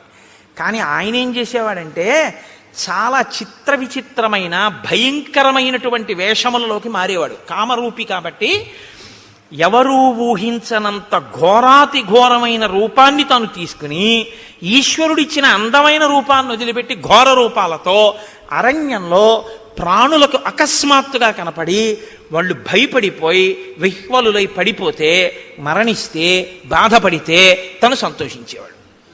ఇది రాక్షస ప్రవృత్తి. పైకి అందం ఉండడం గొప్ప కాదు, లోపల అందం ఉండడం గొప్ప. పైకి అందం లేకపోవడం తప్పు కాదు, లోపల అందం ఉండడం గొప్ప. నా మాట బాగా పట్టుకున్నారో లేదో మీరు, యథాలాపంగా తీసుకున్నారో. పైకి అందం ఉండడం కాదు గొప్ప, లోపల అందం ఉండడం గొప్ప. పైకి అందం ఉండకపోవడం గొప్ప తప్పు కాదు, లోపల అందం ఉండడమే గొప్ప. చంద్రశేఖర పరమాచార్య స్వామి వారు ఇలా వెళ్ళిపోతున్నారు అనుకోండి, ఏమిటి ఆయన లోటో షూ వేసుకుంటారా, లేకపోతే విమల్ సూట్ వేసుకుంటారా, లేకపోతే ఆయన పెద్ద టై కట్టుకుంటారా, లేకపోతే ఫెయిర్ అండ్ లవ్లీ రాసుకుంటారా? ఆయన ఏముండవు. పాదచారి ఓ కాషాయ వస్త్రం కట్టుకుని ఇలా తలమించి వేసుకుని, ఇంత విభూతి పుండ్రాలు పెట్టుకుని, ఇంత బొట్టు, అది కూడా గుండ్రంగా కూడా ఉండదు, అద్దుకున్నట్టు పెట్టేసుకుని, చేతిలో ఓ సత్యదండం పట్టుకుని, ఆయన ఓ కమండలం పట్టుకుని గబ్బ గబ్బ గబ్బ గబ్బ నడిచి వెళ్ళిపోతుంటారు. ఇప్పుడు నేను ఇలా చెప్తుంటే ఆయన ఇలా వచ్చారనుకోండి, అకస్మాత్తుగా ఉంటుందా ఆయన రామాయణ ప్రసంగం? లేచి గభాలన ఒక్కసారి స్వర్ణదండం పడ్డట్టు దెబ్బ తగిలితే తర్వాత చూద్దామని కింద పడిపోతానంతే. మీరంతే లేచి సభంతా కింద పడిపోతుంది. ఏ అందం చూసి గౌరవించారు? అందం కాదు, లోకాన్నంతటినీ రక్షించడం కోసం ఆయన చేసినటువంటి ప్రయత్నం. శంకరాచార్యుల వారి తర్వాత ఆసేతు హిమాచల పర్యంతం తిరిగి జ్ఞానబోధ చేసిన మహాపురుషుడైన కారణం చేత. కాబట్టి మీరు ఆయన పాదాల మీద పడిపోతారంతే. ఇప్పుడు అందం గొప్పదా, పై అందం గొప్పదా? లోపలి అందం గొప్పది. లోపలి అందం ఎక్కడుంటుందో అది లోకాన్ని ఉద్ధరిస్తుంది. పై అందం జర్జరీభూతం అయిపోతుంది, కొన్నాళ్ళకు పోతుంది. పైగా దాన్ని సద్వినియోగం చేయకపోతే నీకు ప్రమాదహేతువై కూర్చుంటుంది. కాబట్టి చూశారు, పై అందంతో లోపలి అందం పెంచుకోలేదు, పై అందంతో లోపల అందవికారం పెంచుకున్నాడు. లోపలి అందవికారం పై అందాన్ని కూడా తీసేసింది. ఇదే నేను మీతో మనవి చేసింది. అక్షరాభ్యాసము అన్నది మూఢనమ్మకములు, చాదస్తములు. నేను మీతో ఒకరోజు మనవి చేశాను. ఒక ఆయన ఆవును చంపేద్దాం అనుకున్నాడు. ఆవును చంపేయి అన్నాడు అనుకోండి, బుద్ధుందా లేదా అంటారు. కాబట్టి ఆవును చంపేయి అనకుండా ఏమన్నాడంటే ఆ పులిని చంపేయి అన్నాడు. ఇప్పుడు చూడటం లేదు మీరు, అది ఆవో పులో మీరు చూడలేదు. పులిని చంపేయి అన్నారు. అయ్యి బాబాయ్ మీద పడిపోతుంది కాబట్టి చంపేయమన్నాడు అనుకున్నారు. పావును చంపేయి అన్నాడు. పావు కాబట్టి చంపేయమన్నాడు అనుకున్నారు. ఆయన ఆవును చంపేశాడు. ఆవు అని తెలుసు, పావును చంపేయి అని చంపించేశాడు. ఆవు అని చెప్తే అది పవిత్రం కాబట్టి చంపడానికి ఒప్పుకోరని, సనాతన ధర్మాన్ని వదిలేయి అని చెప్పలేక మూఢ విశ్వాసాలు వదిలేయని చెప్తున్నారు. ఆవును చంపేయని చెప్పకుండా పావును చంపేయని చెప్పినట్టు. అక్షరాభ్యాసం మూఢనమ్మకం అంటే ఇదిగో ఇందుకే పనికొస్తావు, కబంధుడు కావడానికి పనికొస్తావు. అక్షరాభ్యాసం ఎందుకు చేస్తారంటే నీకున్నటువంటి ఈశ్వర విభూతి లోకకంటకం కాకుండా నిన్ను రక్షించి ఈశ్వరానుగ్రహం అని నువ్వు గుర్తెరగడానికి పనికొస్తుందని. లేకపోతే నిన్ను ఎక్కడ పడితే అక్కడే ప్రమాదం తీసుకొస్తావు ఈ విభూతితోటి. ఇది నా యందు దోషభూయిష్టమైంది. నేను ఒకానొకనాడు అరణ్యంలో ఘోరమైన రూపంతో స్థూల శిరస్కుడు అనబడేటటువంటి ఒక ఋషికి కనపడ్డాను. ఆయన కందమూలములు ఏరుకుంటున్నారు. ఆయన ఋషి, ఆయన వలన లోకానికి ఏమీ బాధ ఉండదు, ఆయన ఇప్పుడు లోకాన్ని కాపాడతారు. అటువంటి ఋషికి ఇప్పుడు నేను ఏ స్వరూపంతో ఉన్నానో అటువంటి రూపంతో కనపడ్డాను. ఆయనకి ఏదో సంతోషం వేసింది, అలా కనపడితే హడిలిపోతాడని. ఆయన వెనక్కి తిరిగి చూశాడు. నిజంగానే మనసులో ఉలిక్కి పడ్డాడు. అయ్యబాబు ఇదేమిటి ఇలా ఉంది ఈ ప్రాణి. అయితే వాళ్ళది నిర్భయత్వం. ఎక్కడ నిర్భయత్వం? అద్వైతమే నిర్భయత్వం. రెండోది ఉందంటే భయం, ఉన్నదొక్కటే అంటే భయం ఏమిటి? ఇంకా భయపడడానికి ఏముంటుంది? అదే అద్వైతం. కాబట్టి ఆయన వెంటనే ఏమన్నాడంటే శాపవాక్కుని విడిచిపెట్టాడు. ఏతదేవ నృశంసంతే రూపమస్తు విగర్హితం. నీకు ఇటువంటి నింద్యమైనటువంటి రూపం కావాలనుకున్నావు. నృశంసం విగర్హితం, క్రూరమైన నింద్యమైన, రెండు మాటలు వేశాడు. ఈ రూపం ఎలా ఉంది? నింద్యంగా ఉంది, చూడ్డానికి అసహించుకునేటట్టుంది, ఘోరంగా ఉంది. చేతులు ఒక్కటి ఉండి ఏమిటి ఆ స్వరూపం ఏమిటి, ఆ కనపడడం ఏమిటి? అప్పటికి తలకాయ ఉంది ఆయనకి ఇంకాను. కాబట్టి నువ్వు ఇలాగే అరణ్యంలో పడి ఉండు అన్నాడు. ఇప్పుడు అసలు ఉన్న అందం పోయింది. ఇప్పుడు ఏం చేశాడు? ఉన్న అహంకారం అప్పుడు పోయింది. పోయి మహర్షి కాళ్ళ మీద పడ్డాడు. ఇప్పుడు మీరు నన్ను మాట అడగచ్చు ఏంటంటే, ఏమన్నా మరి పాపం ఆ పాటి దానికి ఏదో బుద్ధి చెప్పాలి కానీ అలా బొత్తిగా శాపం ఇచ్చేయడం ఏమిటండి అంటే, మీరు జ్ఞాపకం పెట్టుకోండి, శాపం ఎప్పుడూ కూడా అనుగ్రహము. శాపవాక్కు అనరు, శాపానుగ్రహము అంటారు. దాని చేత మార్పు తీసుకొస్తారు తప్ప అలాగే పడి ఉండు అని అనరు. ఆ బాధ తెలిస్తే ఆ తరువాతి కాలంలో ఏమవుతాడంటే ఇంకెప్పుడు ఇటువంటి తప్పు పని చేయకుండా లోకానికి ఉపకారం చేస్తాడు. ఇక లోకోపకారం మొదలు పెడతాడు. అవతలవాడి బాధ తన బాధగా స్వీకరించి అవతలవాడికి మాట సాయమో చేతి సాయమో ఏదో ఒక సాయం మొదలు పెడతాడు. ఈ ప్రవృత్తి ఎక్కడ రావాలంటే లోపల దిద్దుబాటు జరగాలి. లోపల దిద్దుబాటు జరగాలి అంటే కొంతకాలం కష్టపడాలి, తప్పదు. ఏళ్ళనాటి శని జాతకంలోకి వచ్చిందనుకోండి, ఎందుకు భయపడతారు? ఆయన కష్టపెడతాడు. శనైహి చరహ, మెల్లమెల్లగా వెడుతూ కష్టపెడతాడు. కానీ ఆ కష్టపెట్టడం వల్ల ఏమవుతుందో తెలుసా అండి? గొప్ప పరిణతి వస్తుంది, గొప్ప అనుభవం వస్తుంది. తరువాతి కాలంలో ఆయన కీర్తికి కారణమవుతుంది. అందుకే ఏలినాటి శని ఎప్పుడూ దూషించకూడదు. మీరు ఆయన్ని నమస్కారం చేసి ప్రార్థన చేస్తే ఆయన దాన్ని ఇంకొకలా మారుస్తాడు. ప్రతిరోజు తిరగవలసిన దాన్ని గుడి చుట్టూ తిరగడంగా మారుస్తాడు భక్తి ఇచ్చి. కాబట్టి ఇప్పుడు శాపానుగ్రహం ఎందుకు ఇస్తారు? మార్పు తీసుకురావడం కోసం ఇస్తారు. వెంటనే అతనికి అర్థమైంది, అయ్య బాబోయ్ ఇలా ఉండడమా? పడ్డాడు మహర్షి కాళ్ళ మీద. ఇప్పుడు పడన్నాడు, ఇప్పుడు నాకు ఈ శాప విమోచనం అని అడిగాడు.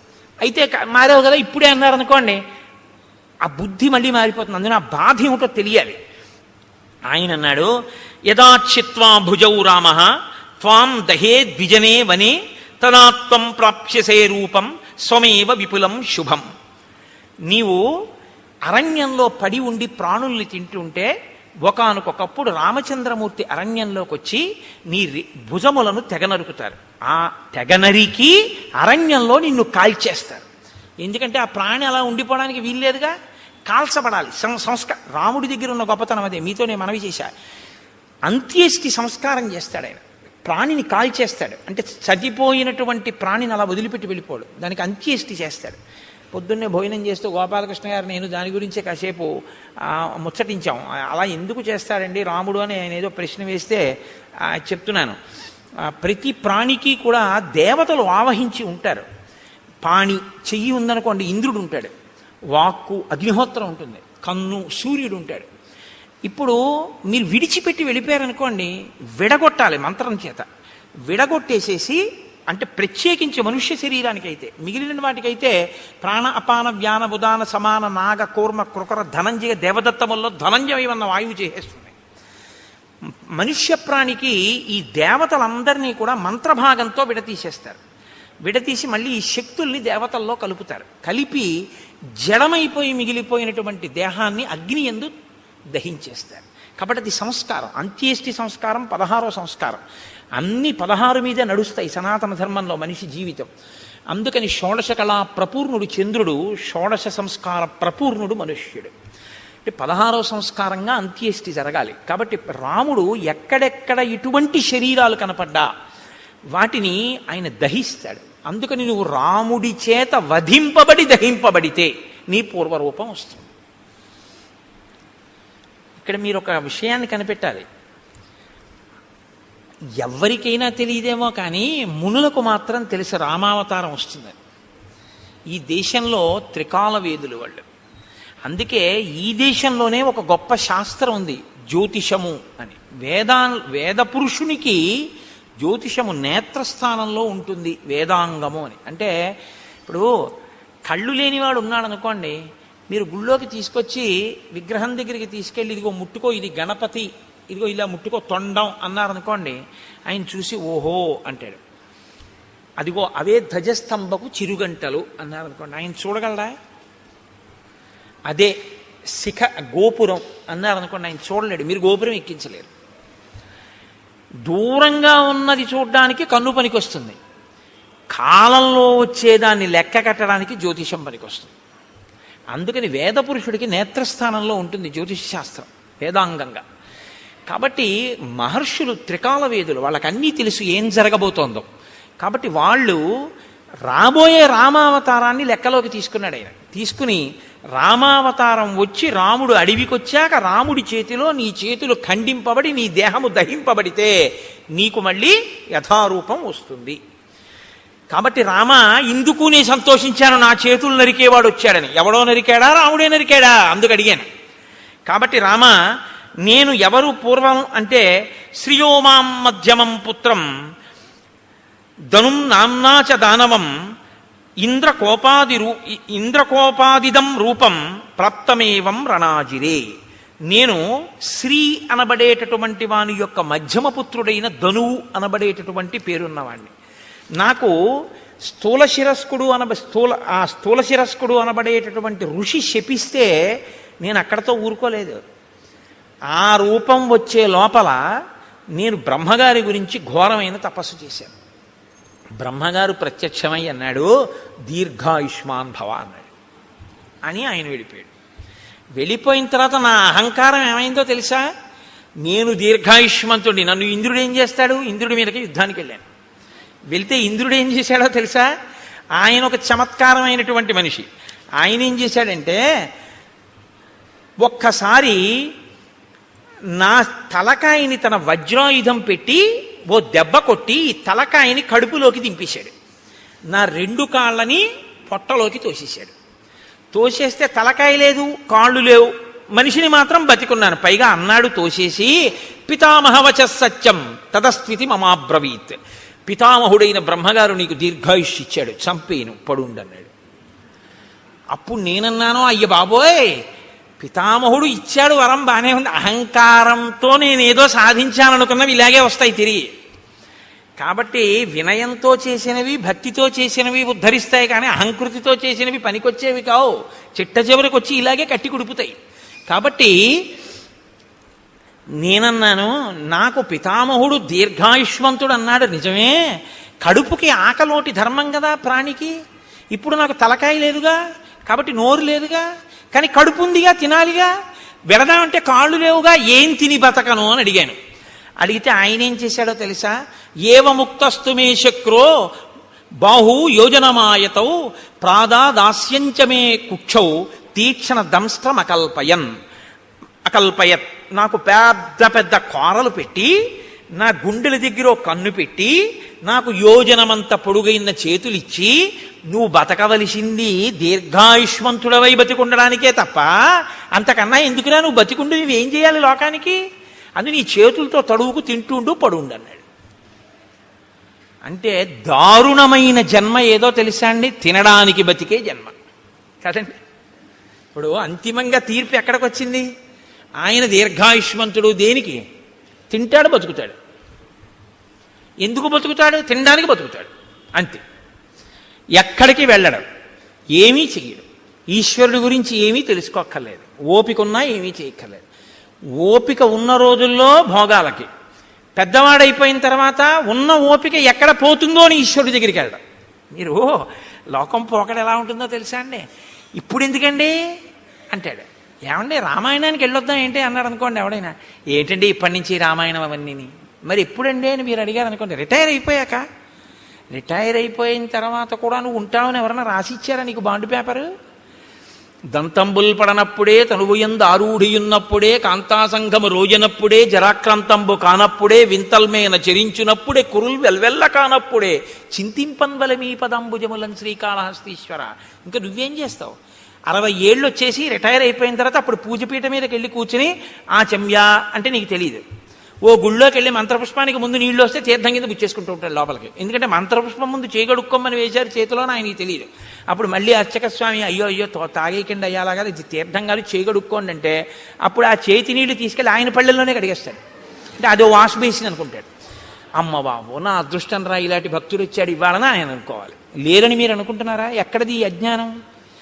ఓపికండగా ఆర్జించడానికి తినడానికి తప్ప ఈశ్వరుడు గురించి తెలుసుకోవడానికి పనికి రాలేదు. ఒక్కొక్కడి జీవితం అసలు అలాగే తెల్లారిపోతుంది. అసలు ఎప్పుడు దేనికి అంటే తినడం. తింటుంటాడు, అది తింటుందో రోజున. చెప్పానుగా, అన్నం అంటే తినున్నది, మన చేత తినబడున్నది, మనని తినున్నది, 2 అర్థాలు. కాబట్టి అది తినేస్తుందో రోజున, అయిపోయింది అంతే.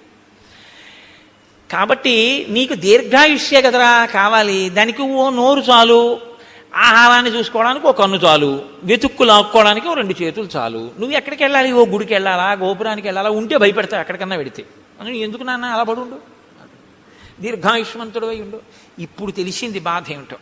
ఎందుకు చేశానా తపస్సు, ఎందుకు వెళ్ళానా ఇంద్రుడి మీదకి, ఎందుకు కనపడ్డానా ఋషికలాగా అని ఏడుస్తూ ఇన్ని వేల సంవత్సరాల నుంచి ఇక్కడ పడున్నా. అలా వస్తే తడువుకోను తిన్నాం. ఎప్పుడు నరికేస్తాడా ఈ చేతులను చూస్తూ కూర్చున్నాను రామా. ఇప్పుడు నువ్వు ఈ చేతులు నరికి ఈ ఒళ్ళు కాల్చేయి. ఎంత తొందరపడిపోయాడో తెలుసా అండి?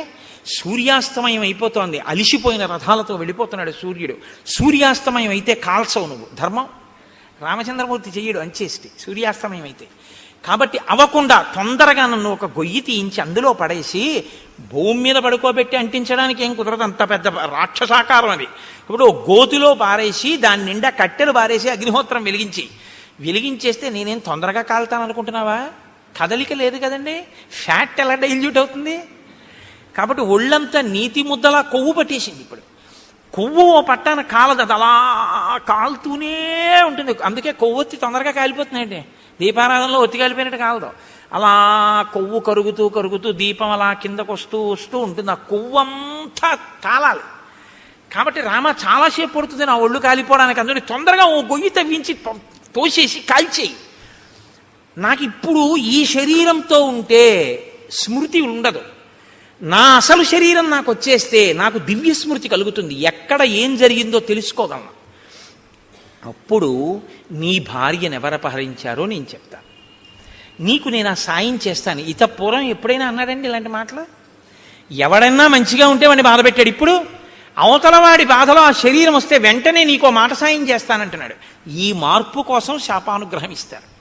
మీరు బాగా పట్టుకుంటే ఋషులు ఏదో తపస్సు ఉంది కదా అని శాపవాక్కు విడిచిపెట్టరు, వాళ్ళ తపస్సు పోతుంది. పోన్లేరా ఒకడిని మార్చాను, ఇప్పుడు ఆయన పనికొచ్చాడు, అందుకని ఇప్పుడు ఏమయ్యాడు? కబంధ మహాత్మన. ఈ కబంధుడు మహాత్ముడు అన్నారు వాల్మీకి మహర్షి. ఎందుకంటే మార్పు ఎక్కడొచ్చిందో వాడు చాలా గొప్పవాడు. ఈ మార్పు రాకపోతే వాడు లోకకంటకుడై కూర్చుంటాడు. కాబట్టి రామ, నువ్వు చేచ్యతే సమరే బాహు తదా స్వర్గం గమిష్యసి. ఇంద్రుడు కూడా ఏమన్నాడంటే, నీ 2 బాహువులు రాముడు ఎప్పుడు తరిగేస్తే అప్పుడు మళ్ళీ స్వర్గానికి వెళ్తూగానే అలా పడుండి అన్నాడు. అందుకని తొందరగా నాకు అంత్యేష్టి సంస్కారం చేసేసి. సరే, లక్ష్మణుణ్ణి పిలిచాడు, గుణపం ఇచ్చాడు, గొయ్యి తవ్వించాడు, శరీరాన్ని తోసేశాడు. ఏనుగులు విరిచినటువంటి కొమ్మలు ఎండిపోతే ఏర్పడిన ఎండుకర్రలు. మహర్షి, అమ్మో వాల్మీకి రామాయణం అండి, ఎంత జాగ్రత్తగా రచన చేస్తారో తెలుసా? అంత పెద్ద శరీరాన్ని అంత పెద్ద గోతిలో వేస్తే అంత పెద్ద శరీరం కాల్చడానికి ఎన్ని కట్టెలు కావాలి, ఎక్కడి నుంచి ఏరి పట్టుకొచ్చారు సూర్యాస్తమయం లోపల అని మీరు నేను అంటామేమో. అక్కర్లేని ఇలాంటివి తీయడం మనంత గొప్పవాళ్ళు ఉండరు. కాబట్టి ఏనుగుల గుంపులు తిరుగుతాయి అక్కడ. వాటి పని ఏమిటంటే వాటికి తొండం ఖాళీగా ఉండదు, కొమ్మలు విరిచేస్తుంటాయి. ఆ విరిచేసినటువంటి కొమ్మలు కింద పడిపోయి ఎండిపోయాయి. కాబట్టి ఇప్పుడు ఆ పెద్ద పెద్ద కొమ్మలన్నీ తీసుకొచ్చి రామచంద్రమూర్తి ఆ గోతులో పడేశారు, లక్ష్మణమూర్తి ఆ గోతులో పారేసి ఇప్పుడు కబంధుణ్ణి కాల్చేస్తున్నారు.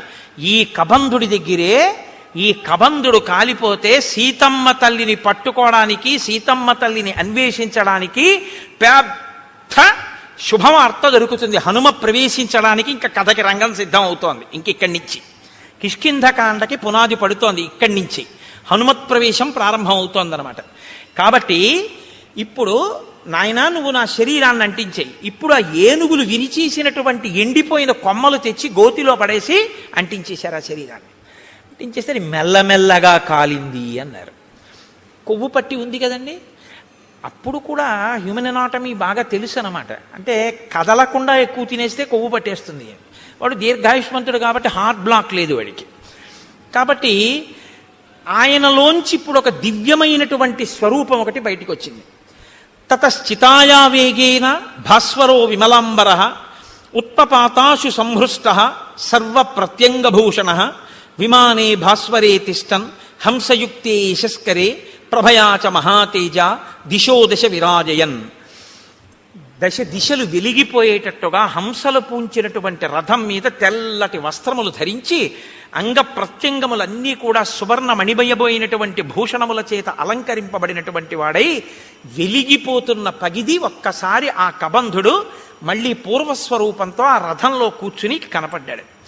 కనపడి ఒక్క క్షణం ఇలా కళ్ళు మూసుకుని ఆలోచించి అన్నాడు, రామ, నేను ఆలోచించగా మీకు కలిగినటువంటి కష్టానికి ఒక విషయం అర్థమవుతోంది. దశాభాగగతో హీన తం హి రామ సలక్ష్మణ యత్కృతే వ్యసనం ప్రాప్తం త్వయా దార ప్రదర్శనం. మీరు దుర్దశ యొక్క ఫలితాన్ని అనుభవిస్తున్నారు. అందుకే భార్య దూరం అయిపోయింది. మీ ఇద్దరికి జాడ తెలియట్లేదు. ఎంత నడుస్తున్నారో కూడా తెలియనంత దూరం నడిచి కష్టపడి వెతుకుతున్నారు. ఇప్పుడు ఇలా వెతికి తిరిగి ప్రయోజనం లేదు.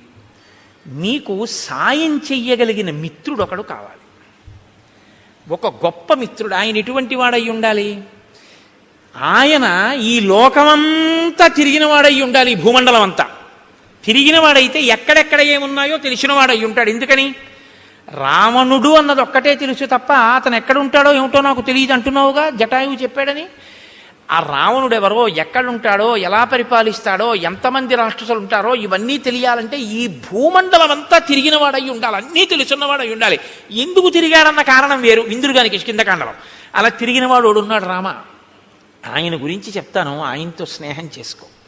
అటువంటి మిత్రుణ్ణి సంపాదించావా, ఆ మిత్రుడి వలన నీకు సీతమ్మ జాడ దొరుకుతుంది. కాబట్టి తదవశ్యంతయా కార్య స సుహృత్ సుహృదాంవర. ఓ మంచి హృదయం ఉన్నటువంటి రామ, నీకొక మంచి స్నేహితుడు కావాలి. అకృత్వాహినతే సిద్ధిం అహం పశ్యామి చింతయం. నాకు ఆలోచిస్తే అది అనిపిస్తోంది. శ్రూయతాం రామ వక్ష్యామి సుగ్రీవో నామ వానర భ్రాతా నిరస్త క్రుద్ధేన వాలినా శక్రసూనునా ఋష్యమూకే గిరివరే పంపా పర్యంత శోభితే నివసత్యాత్మవాన్ వీర చతుర్భిః సహవానరై వానరేంద్రో మహావీర్య తేజోవాన్ అమితప్రభ సత్యసంధో వినీతశ్చ ధృతిమాన్ మతిమాన్ మహాన్ దక్ష ప్రగల్భో ద్యుతిమాన్ మహాబల పరాక్రమ భ్రాత్రా నివాసితో రామ రాజ్యహేతోర్మహాబల స రుక్షరజస పుత్ర పంపామటతి శంకిత భాస్కరస్యౌరస పుత్రో వాలినా కృతకిల్బిష. సూర్యభగవానుడి యొక్క ఔరసపుత్రుడైనటువంటి సుగ్రీవుడనబడేటటువంటి ఒక వానర రాజు ఋష్యమూక పర్వత శిఖరముల మీద ఉన్నాడు. కారణాంతరముల చేత తన అన్నగారైనటువంటి వాలి చేత రాజ్యంలోంచి బయటికి వెళ్ళగొట్టబడ్డాడు. వెళ్ళగొట్టబడి నలుగురు వానరులు తన చుట్టూ సేవిస్తూ ఉండగా, అందులోనే ఉన్నారు హనుమ. నలుగురు వానరులు సేవిస్తుండగా సుగ్రీవుడు ఋష్యమూక పర్వతం మీద ఉన్నాడు. అపారమైన బలవంతుడు, ఈ భూమండలంలో ఎక్కడ ఏమున్నాయో అన్నీ తెలుసున్నవాడు. అతనితో నువ్వు అగ్నిసాక్షిగా స్నేహం చేసుకుంటే అతను దశ దిశలకి వానరములను పంపించి సీతమ్మ యొక్క జాడ కనిపెడతాడు. నువ్విలా తిరిగి తెలుసుకోక్కర్లేదు రామ. కాబట్టి ఇప్పుడు నీకు మిత్ర సహాయం అవసరమయ్యింది. అతను మహాబలపరాక్రమములు కలిగినటువంటి వాడు, గొప్ప వీర్యవంతుడు, వానరేంద్రుడు, తేజస్సున్నవాడు, సత్యసంధుడు, నీతి కలిగినటువంటి వాడు, పట్టుదల ఉన్నటువంటి వాడు, మంచి మతి కలిగినటువంటి వాడు, దక్షత కలిగినటువంటి వాడు, కాంతి కలిగినటువంటి వాడు. అటువంటి వాడితో నువ్వు స్నేహం చేసుకుంటే ఆయన నీ కార్యంలో సాయం చేస్తాడు. కాబట్టి ఆ వృక్షరజస్సు యొక్క కుమారుడైనటువంటి సుగ్రీవుడితో నువ్వు వెంటనే స్నేహం చేసుకోవడానికి ఋష్యమూక పర్వతానికి బయలుదేరు. ఆ ఋష్యమూక పర్వతం ఎక్కడుంది అంటావేమో, నీకు దారి చెప్తాను చూడు. రామాయణం ఎంత ఆప్యాయంగా ఉంటుందో తెలుసా అండి. హైదరాబాదు ఎప్పుడు ఆయన వెళ్ళలేదు. ఆయన కొడుకుని మొదటిసారి పంపిస్తున్నాడు ఉద్యోగానికి. హైదరాబాదు వెడుతున్నటువంటి కొడుకుని కంగారుగా తీసుకొచ్చి రైలు ఎక్కించడంలో ఆయనకి కట్టిన మినపరొట్టె తేవడం మర్చిపోయాడు తండ్రి. ఎప్పుడూ హైదరాబాదు వెళ్ళే అలవాటు ఉన్నటువంటి మేనమామ గారు వచ్చాడు స్టేషన్కి. ఇప్పుడు తండ్రి అంటాడు, ఒరే నాన్న రొట్టె తేవడం మర్చిపోయాను, ఎలా తింటావు, ఎలాగా, ఎప్పటికెడుతుందో, ఎప్పటికి దిగుతావో, అది అక్కడ ఏముంటుందో ఏముండదో, నాన్న నా ప్రాణాలు నీ మీదే ఉంటాయి సుమా, వెళ్ళాక ఉత్తరం రాయి అంటాడు. మేనమామ గారు అంటాడు, ఒరే నీకేం భయం లేదు, ఇప్పుడు ట్రైన్ బయలుదేరుతుందా, బయలుదేరగానే మొదటి స్టేషను అనపర్తి, రెండో స్టేషను ద్వారపూడి, మూడో స్టేషను రాజమండ్రి వెళ్ళేటప్పటికి 8 అవుతుంది. 8 గంటలకి నువ్వు రాజమండ్రి రైల్వే స్టేషన్లో కిందకి దిగితే అక్కడ 10 నిమిషాలు ఆగుతుంది.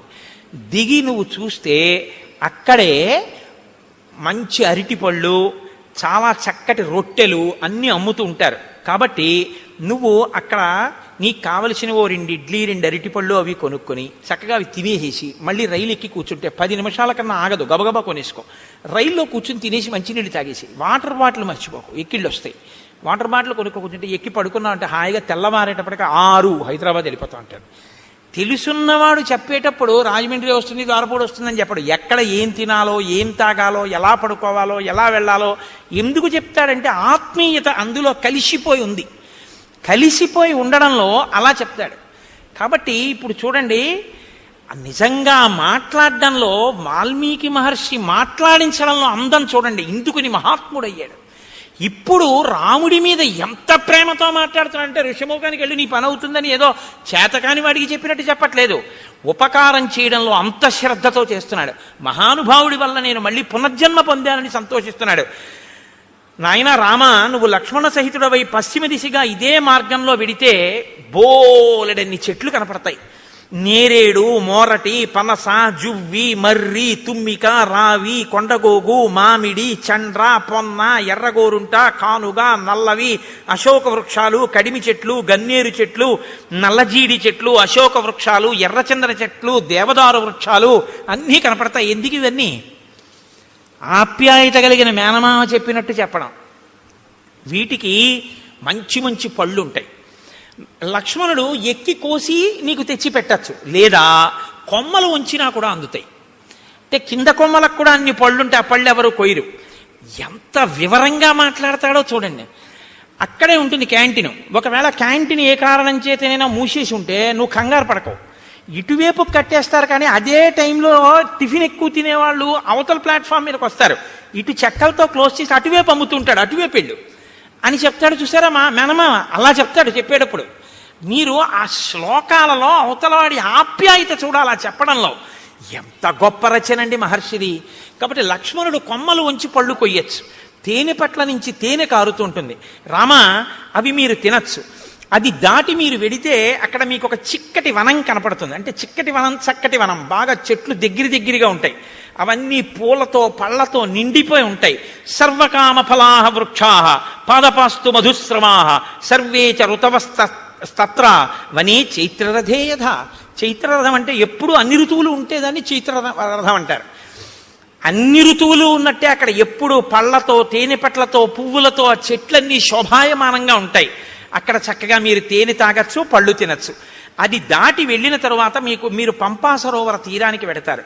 రామ, పంపా సరోవర తీరంలో ఒడ్డున ఎక్కడా కూడా అసలు గులకరాళ్ళు ఉండవు. సాధారణంగా నది ఒడ్డున అన్ని చోట్ల గులకరాళ్ళు ఉంటాయి. గులకరాళ్ళు ఉంటే ఏమిటి అని మీరు అడగచ్చు.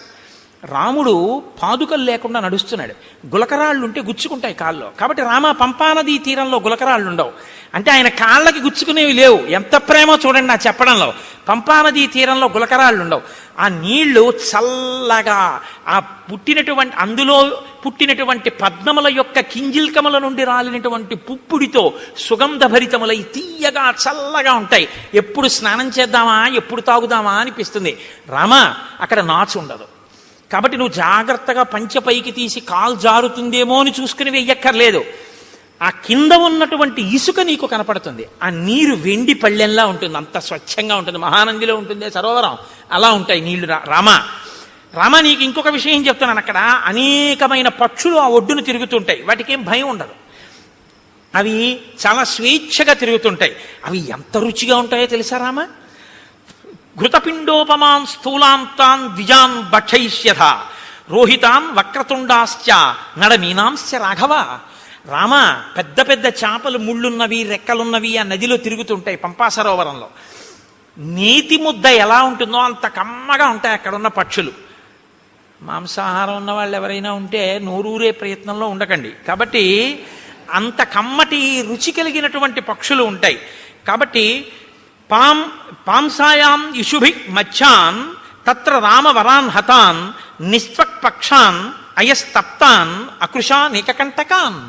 ఎంత వివరంగా చెప్తాడంటే, ఆ నదిలో కొన్ని పక్షులు ఆ నదిలో తిరుగుతుంటాయి. గండు మీనులు, సొర్ర మీనులు, రొయ్యలు, చేపలు అన్నీ ఆడుకుంటూ ఉంటాయి. లక్ష్మణుడు బాణంతో గుచ్చి వాటిని పైకి తీస్తాడు. తీసి అగ్నిహోత్రం మీద ఆ బాణంతో ఇలా తిప్పితే ఎర్రగా కాల్తాయి. నువ్వు అక్కడ ఒడ్డున కూర్చోరామా, కూర్చుంటే ఒక్కొక్క చేపని కాల్చి పట్టుకొస్తాడు. ఆ పక్షిని కొట్టి కాల్చి పచనం చేసి ఆ నీతి ముద్దలా ఉన్న పక్షి మాంసం తీసుకొచ్చి పెడతాడు. చక్కగా నువ్వు ఆ ఒడ్డున కూర్చుని కమ్మగా తిన్న తర్వాత దాహం వేస్తుంది. ఎందుకంటే నేతి ముద్దలా కదా ఉంటాయి. దాహం వేస్తే లక్ష్మణుడు ఏం చేస్తాడో తెలుసా? భృశం తేఖాలతో మచ్చాన్ పంపాయాహ పుష్ప సంచయే పద్మగంధి శివం వారి సుఖశీత మనామయం ఉధృత్య సతతాక్లిష్టం రౌప్య స్ఫాటిక సన్నిభం అసౌ పుష్కరవర్ణేన లక్ష్మణ పాయిష్యతి. తామరాకులు ఉంటాయి రామ, ఆ తామరాకులు దొప్పగా చేసి పంపా సరోవరంలోకి ఎడతాడు లక్ష్మణుడు. ఆ నీళ్ళు ఎలా ఉంటాయో తెలుసా? వెండి రేకు బోర్లించినట్టు ఉంటాయి, తెల్లగా అడుగునున్నటువంటి ఇసుక కనపడుతుంటుంది. దాంట్లో బోలెడన్ని పద్మాలు ఉంటాయి, పద్మాలకి కింజిల్కాలు ఉంటాయి, వాటిలోంచి ఆ పుప్పుడంతా నీటి మీద పడుతుంది. అందుకని మంచి ఏదో అన్ని రకాల పదార్థాలతోటి శివాభిషేకం చేస్తే వచ్చిన తీర్థం అన్ని రుచులు కలిసి మంచి సుగంధ ద్రవ్యాలతో సువాసనతో ఎలా ఉంటుందో అలా ఉంటాయి ఆ నీళ్లు.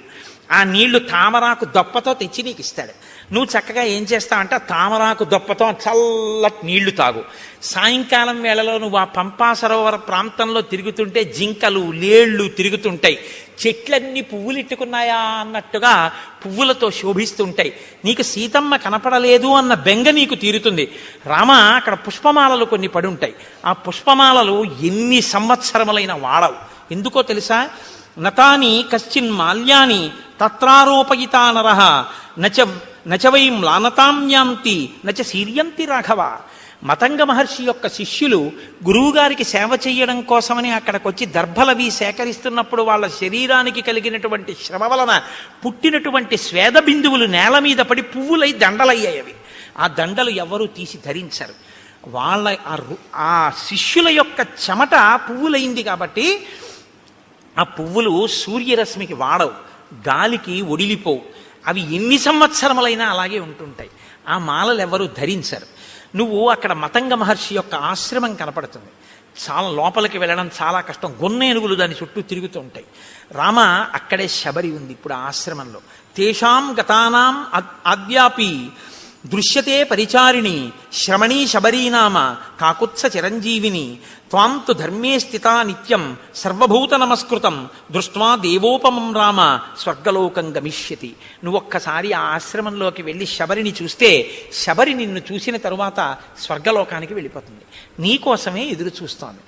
రామ, అక్కడ నుంచి కొంచెం ముందుకు వెడితే ఎప్పుడు ఏనుగులు తిరుగుతూ ఉంటాయి. ఆ ఏనుగులు తిరుగుతున్నటువంటి ప్రాంతానికి లోపలే మతంగ మహర్షి చేత నిర్మింపబడిన మతంగవనము అని ప్రసిద్ధికి ఎక్కినటువంటి ఆశ్రమం ఉంది. అక్కడే పంపా సరోవరానికి తూర్పున ఋష్యమూకము అనేటటువంటి ఒక పెద్ద పర్వతం ఉంది. ఆ పర్వతం యొక్క గొప్పతనం ఏమిటో తెలుసా రామ? ఋష్యమూకస్య పంపాయా పురస్తాత్ పుష్పిత ద్రుమః సుదుఃఖారోహణో నామ శిశునాగాభిరక్షిత ఉదారో బ్రహ్మణా చైవ పూర్వకాలే వినిర్మిత శయాన పురుషో రామ తస్య శైలస్య మూర్ధని యత్ స్వప్నే లభతే విత్తం తత్ ప్రబుద్ధో దిగచ్చతి నత్వేనం విషమాచారః పాపకర్మాధిరోహతి యస్తు తం విషమాచారః పాపకర్మాధిరోహతి తత్రైవ ప్రహరంత్యేనం సుప్తమాదాయ రాక్షసాః తత్రాపి శిశునాగానాం ఆక్రంధ శ్రూయతే మహాన్ క్రీడతాం రామ పంపాయాం మతంగారణ్యవాసినాం. ఆ ఋష్యమూక పర్వత శిఖరములున్నాయే, ఆ శిఖరము పైకి ఎక్కడం చాలా చాలా కష్టం రామ. అందుకే ఆ శిఖరానికి పేరు ఏమని పిలుస్తారో తెలుసా? దాన్ని సుదుఃఖారోహణ శిఖరము అని పిలుస్తారు. ఎక్కడం చాలా కష్టం కాబట్టి ఆ శిఖరం మీదకి ఎవరూ ఎక్కలేరు. దాని చుట్టూ ఎప్పుడు గొన్నేనుగులు తిరుగుతుంటాయి, శిశునాగములు. కాబట్టి ఆ గొన్నేనుగులు గుంపులు గుంపులుగా తిరుగుతుంటాయి. పంపా సరోవరంలో నీళ్లు తాడి ఆడుకుంటుంటాయి. ఎవరైనా శిఖరం పైకెక్కి రాత్రి నిద్రపోయినప్పుడు వాళ్ళ కల్లో ఏం కనపడుతుందో అది వాళ్ళకి దొరుకుతుంది తెల్లవారేటప్పటికి. పాపాచారం కలిగిన వాళ్ళు ఋష్యమూక పర్వతం మీదకి ఎక్కి ఉండలేరు. ఒకవేళ ఉన్నా వాళ్ళకి నిద్ర పట్టగానే రాక్షసులు వచ్చి చంపేస్తారు. కాబట్టి ఏమర్థం అవుతోంది? ఋష్యమూక పర్వతం మీదున్న సుగ్రీవుడు నలుగురు వానరులు పాపాచారము కలిగిన వారు కారు. వారు పాపాచారులు అని వాలి తరిమేశాడు తప్ప వాళ్ళు నిజమునకు పాపాచారులు కారు. అటువంటి వారైతే రామా నిన్ను వాళ్ళతో సంధి చేసుకోమని చెప్పను. ఇది దాని అర్థం. కాబట్టి యత్ స్వప్నే లభతే విత్తం తత్ప్రబుద్ధోధిగచ్చతి. రాత్రి కల్లో ఏం కనపడిందో అది తెల్లవారేటప్పటికీ ఆ కొండ మీద దొరుకుతుంది. కాబట్టి రామ ఆ పర్వత శిఖరం మీదకి వెడితే అక్కడ ఒక గొప్ప గుహ ఒకటి ఉంది. రామతస్యతు శైలస్య మహతీ శోభతే గుహ శిలాపిధాన కాకుత్స దుఃఖం చాస్యాహ ప్రవేశనం. ఆ గుహకి ఒక పెద్ద శిల అడ్డు పెట్టుంటుంది. దానిలోనే సుగ్రీవుడు నలుగురు వానరులతో ఉంటాడు. ఆ గుహలోకి ప్రవేశించడం చాలా కష్టం. తస్యా వసంతి సుగ్రీవ చతుర్భి సహవానరై కదాచిత్ శిఖరే తస్య పర్వతస్యావతిష్టతే. రామ, ఆ శిశునాగములు ఆ గొన్నేనుగులున్నాయే అవి పంపా సరోవరంలోకి వచ్చి నీళ్లు తాగి పైకి చిమ్మి ఆడుకుని పెద్దగా అరుస్తుంటాయి. అవి అలా అరిచినప్పుడు వాటి యొక్క ఘీంకారములు ఆ పర్వత శిఖరం మీదకి వినపడుతుంటాయి. అప్పుడప్పుడు సుగ్రీవుడు గుహలోంచి బయటికి వచ్చి నలుగురు వానరులతో కలిసి ఆ శిఖరం మీద కూర్చుని చూస్తూ ఉంటాడు. ఇవన్నీ అక్కడే ఉన్నాడు. నిజంగా లైవ్ టెలికాస్ట్ ఇస్తారండి. మనం చదువుతుంటే అబ్బా మనం ఒక్కసారా ఋష్యమూక పర్వతం, ఆ పంపా నది, ఇంకా ఎన్ని చెప్పారో తెలుసా అండి. రామ గుంపులు గుంపులుగా అడవి పందులు వస్తాయి. అడవి పందులు పంపా సరోవరంలో నీళ్లు తాగి పర్వత గుహల్లో ఆడుకుంటూ వెళ్ళి పడుకుంటాయి. పడుకుని పెద్ద పెద్ద రంకెలు వేస్తాయి. ఆ రంకెలు ఎలా ఉంటాయో తెలుసా? ఆబోతు రంకెల్లా ఉంటాయి. అక్కడ గొన్నేనుగులు ఏమి ఆటలాడుతుంటాయో రామ, ఆ పర్వత శిఖరం చుట్టూ అవి తిరుగుతుంటాయి.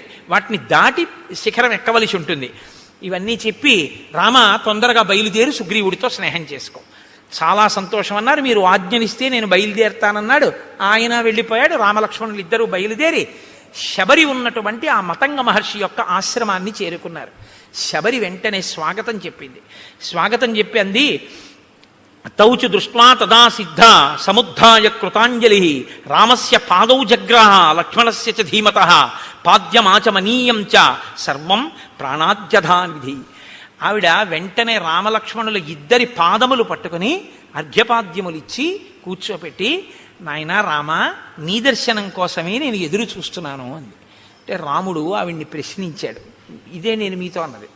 రాముడు ఎవరితో ఎక్కడ ఎలా మాట్లాడతాడో మీకు అలవాటైతే ఎక్కడ ఎలా మాట్లాడాలో మీకు వచ్చేస్తుంది కొన్నాళ్ళకి. తాపసితో మాట్లాడుతున్నాడు కాబట్టి ఆయన ఎలా మాట్లాడతాడో చూడండి. తమువాచ తతో రామ శ్రమణీం సంసితవ్రతాం కచ్చిత్తే నిర్జితా విఘ్నా కచ్చిత్తే వర్ధతే తప కచ్చిత్తే నిహిత క్రోధాహారస్య తపోధనే కచ్చిత్తే నియమా ప్రాప్తా కచ్చిత్తే మనసస్సుఖం కచ్చిత్తే గురు శుశ్రూషా సఫలా చారుభాషిణి. ఓ శబరి, నీ తపస్సు విఘ్నం లేకుండా కొనసాగుతోందా? నువ్వు ఆహారమును స్వీకరించేటప్పుడు నియమాన్ని ఉల్లంఘించకుండా ఆహారాన్ని తీసుకోవడంలో ఏ ఇబ్బంది లేకుండా తీసుకుంటున్నావంటే రుచికి లొంగకుండా ఉండగలుగుతున్నావా? కచ్చిత్తే వర్ధతే తపః, తపస్సు రోజు రోజుకి పెంచుకోగలుగుతున్నావా? ప్రతిరోజు నియమాలు పాటిస్తున్నావా? నీ మనసు సుఖంగా ఉంటోందా? నీ గురు శుశ్రూష బాగా జరిగిందా? నాకు వాటి గురించి చెప్పు. ఎవరిని ఏవడగాలో అవి అడగాలి. అడిగితే ఆవిడ చాలా సంతోషించింది. అద్యప్రాప్తా తపస్సిద్ధి తవ సందర్శనాన్మయ అద్యమే సఫలం తప్తం గురువశ్చ సుపూజితా అద్యమే సఫలం జన్మ స్వర్గశ్చైవ భవిష్యతి త్వయిదేవ వరే రామ పూజితే పురుషర్షభ చక్షుషా తవ సౌమ్యేన పూతాస్మి రఘునందన గమిష్యాం అక్షయాన్ లోకాన్ తత్ప్రసాదాదరిందమా. నాయన, ఎప్పటి నుంచో నీ దర్శనం కోసమే ఎదురు చూస్తున్నాను. నా తపస్సు ఇంతకాలం నిర్విఘ్నంగా సాగింది అని గుర్తేమిటో తెలుసా? నా తపస్సు సిద్ధి పొందింది అనడానికి తార్కాణమే నీ దర్శనం. నీ దర్శనం కోసమే చూస్తున్నాను. నీ దర్శనం కోసమే ఇంతకాలం నుంచి ఎదురు చూస్తూ ఉన్న నాకు ఈ కన్నులతో నిన్ను చూసే భాగ్యం కలిగింది. కాబట్టి నేను ఉన్న ప్రయోజనం పూర్తయిపోయింది. కాబట్టి నువ్వు అనుమతించిన తర్వాత ఇంకా నేను ఊర్ధ్వలోకాలకి వెళ్ళిపోతాను. మయాతు వివిధం వన్యం సంచితం పురుషర్షభ తవార్ధే పురుషవ్యాఘ్ర పంపాయా స్థిర సంభవం.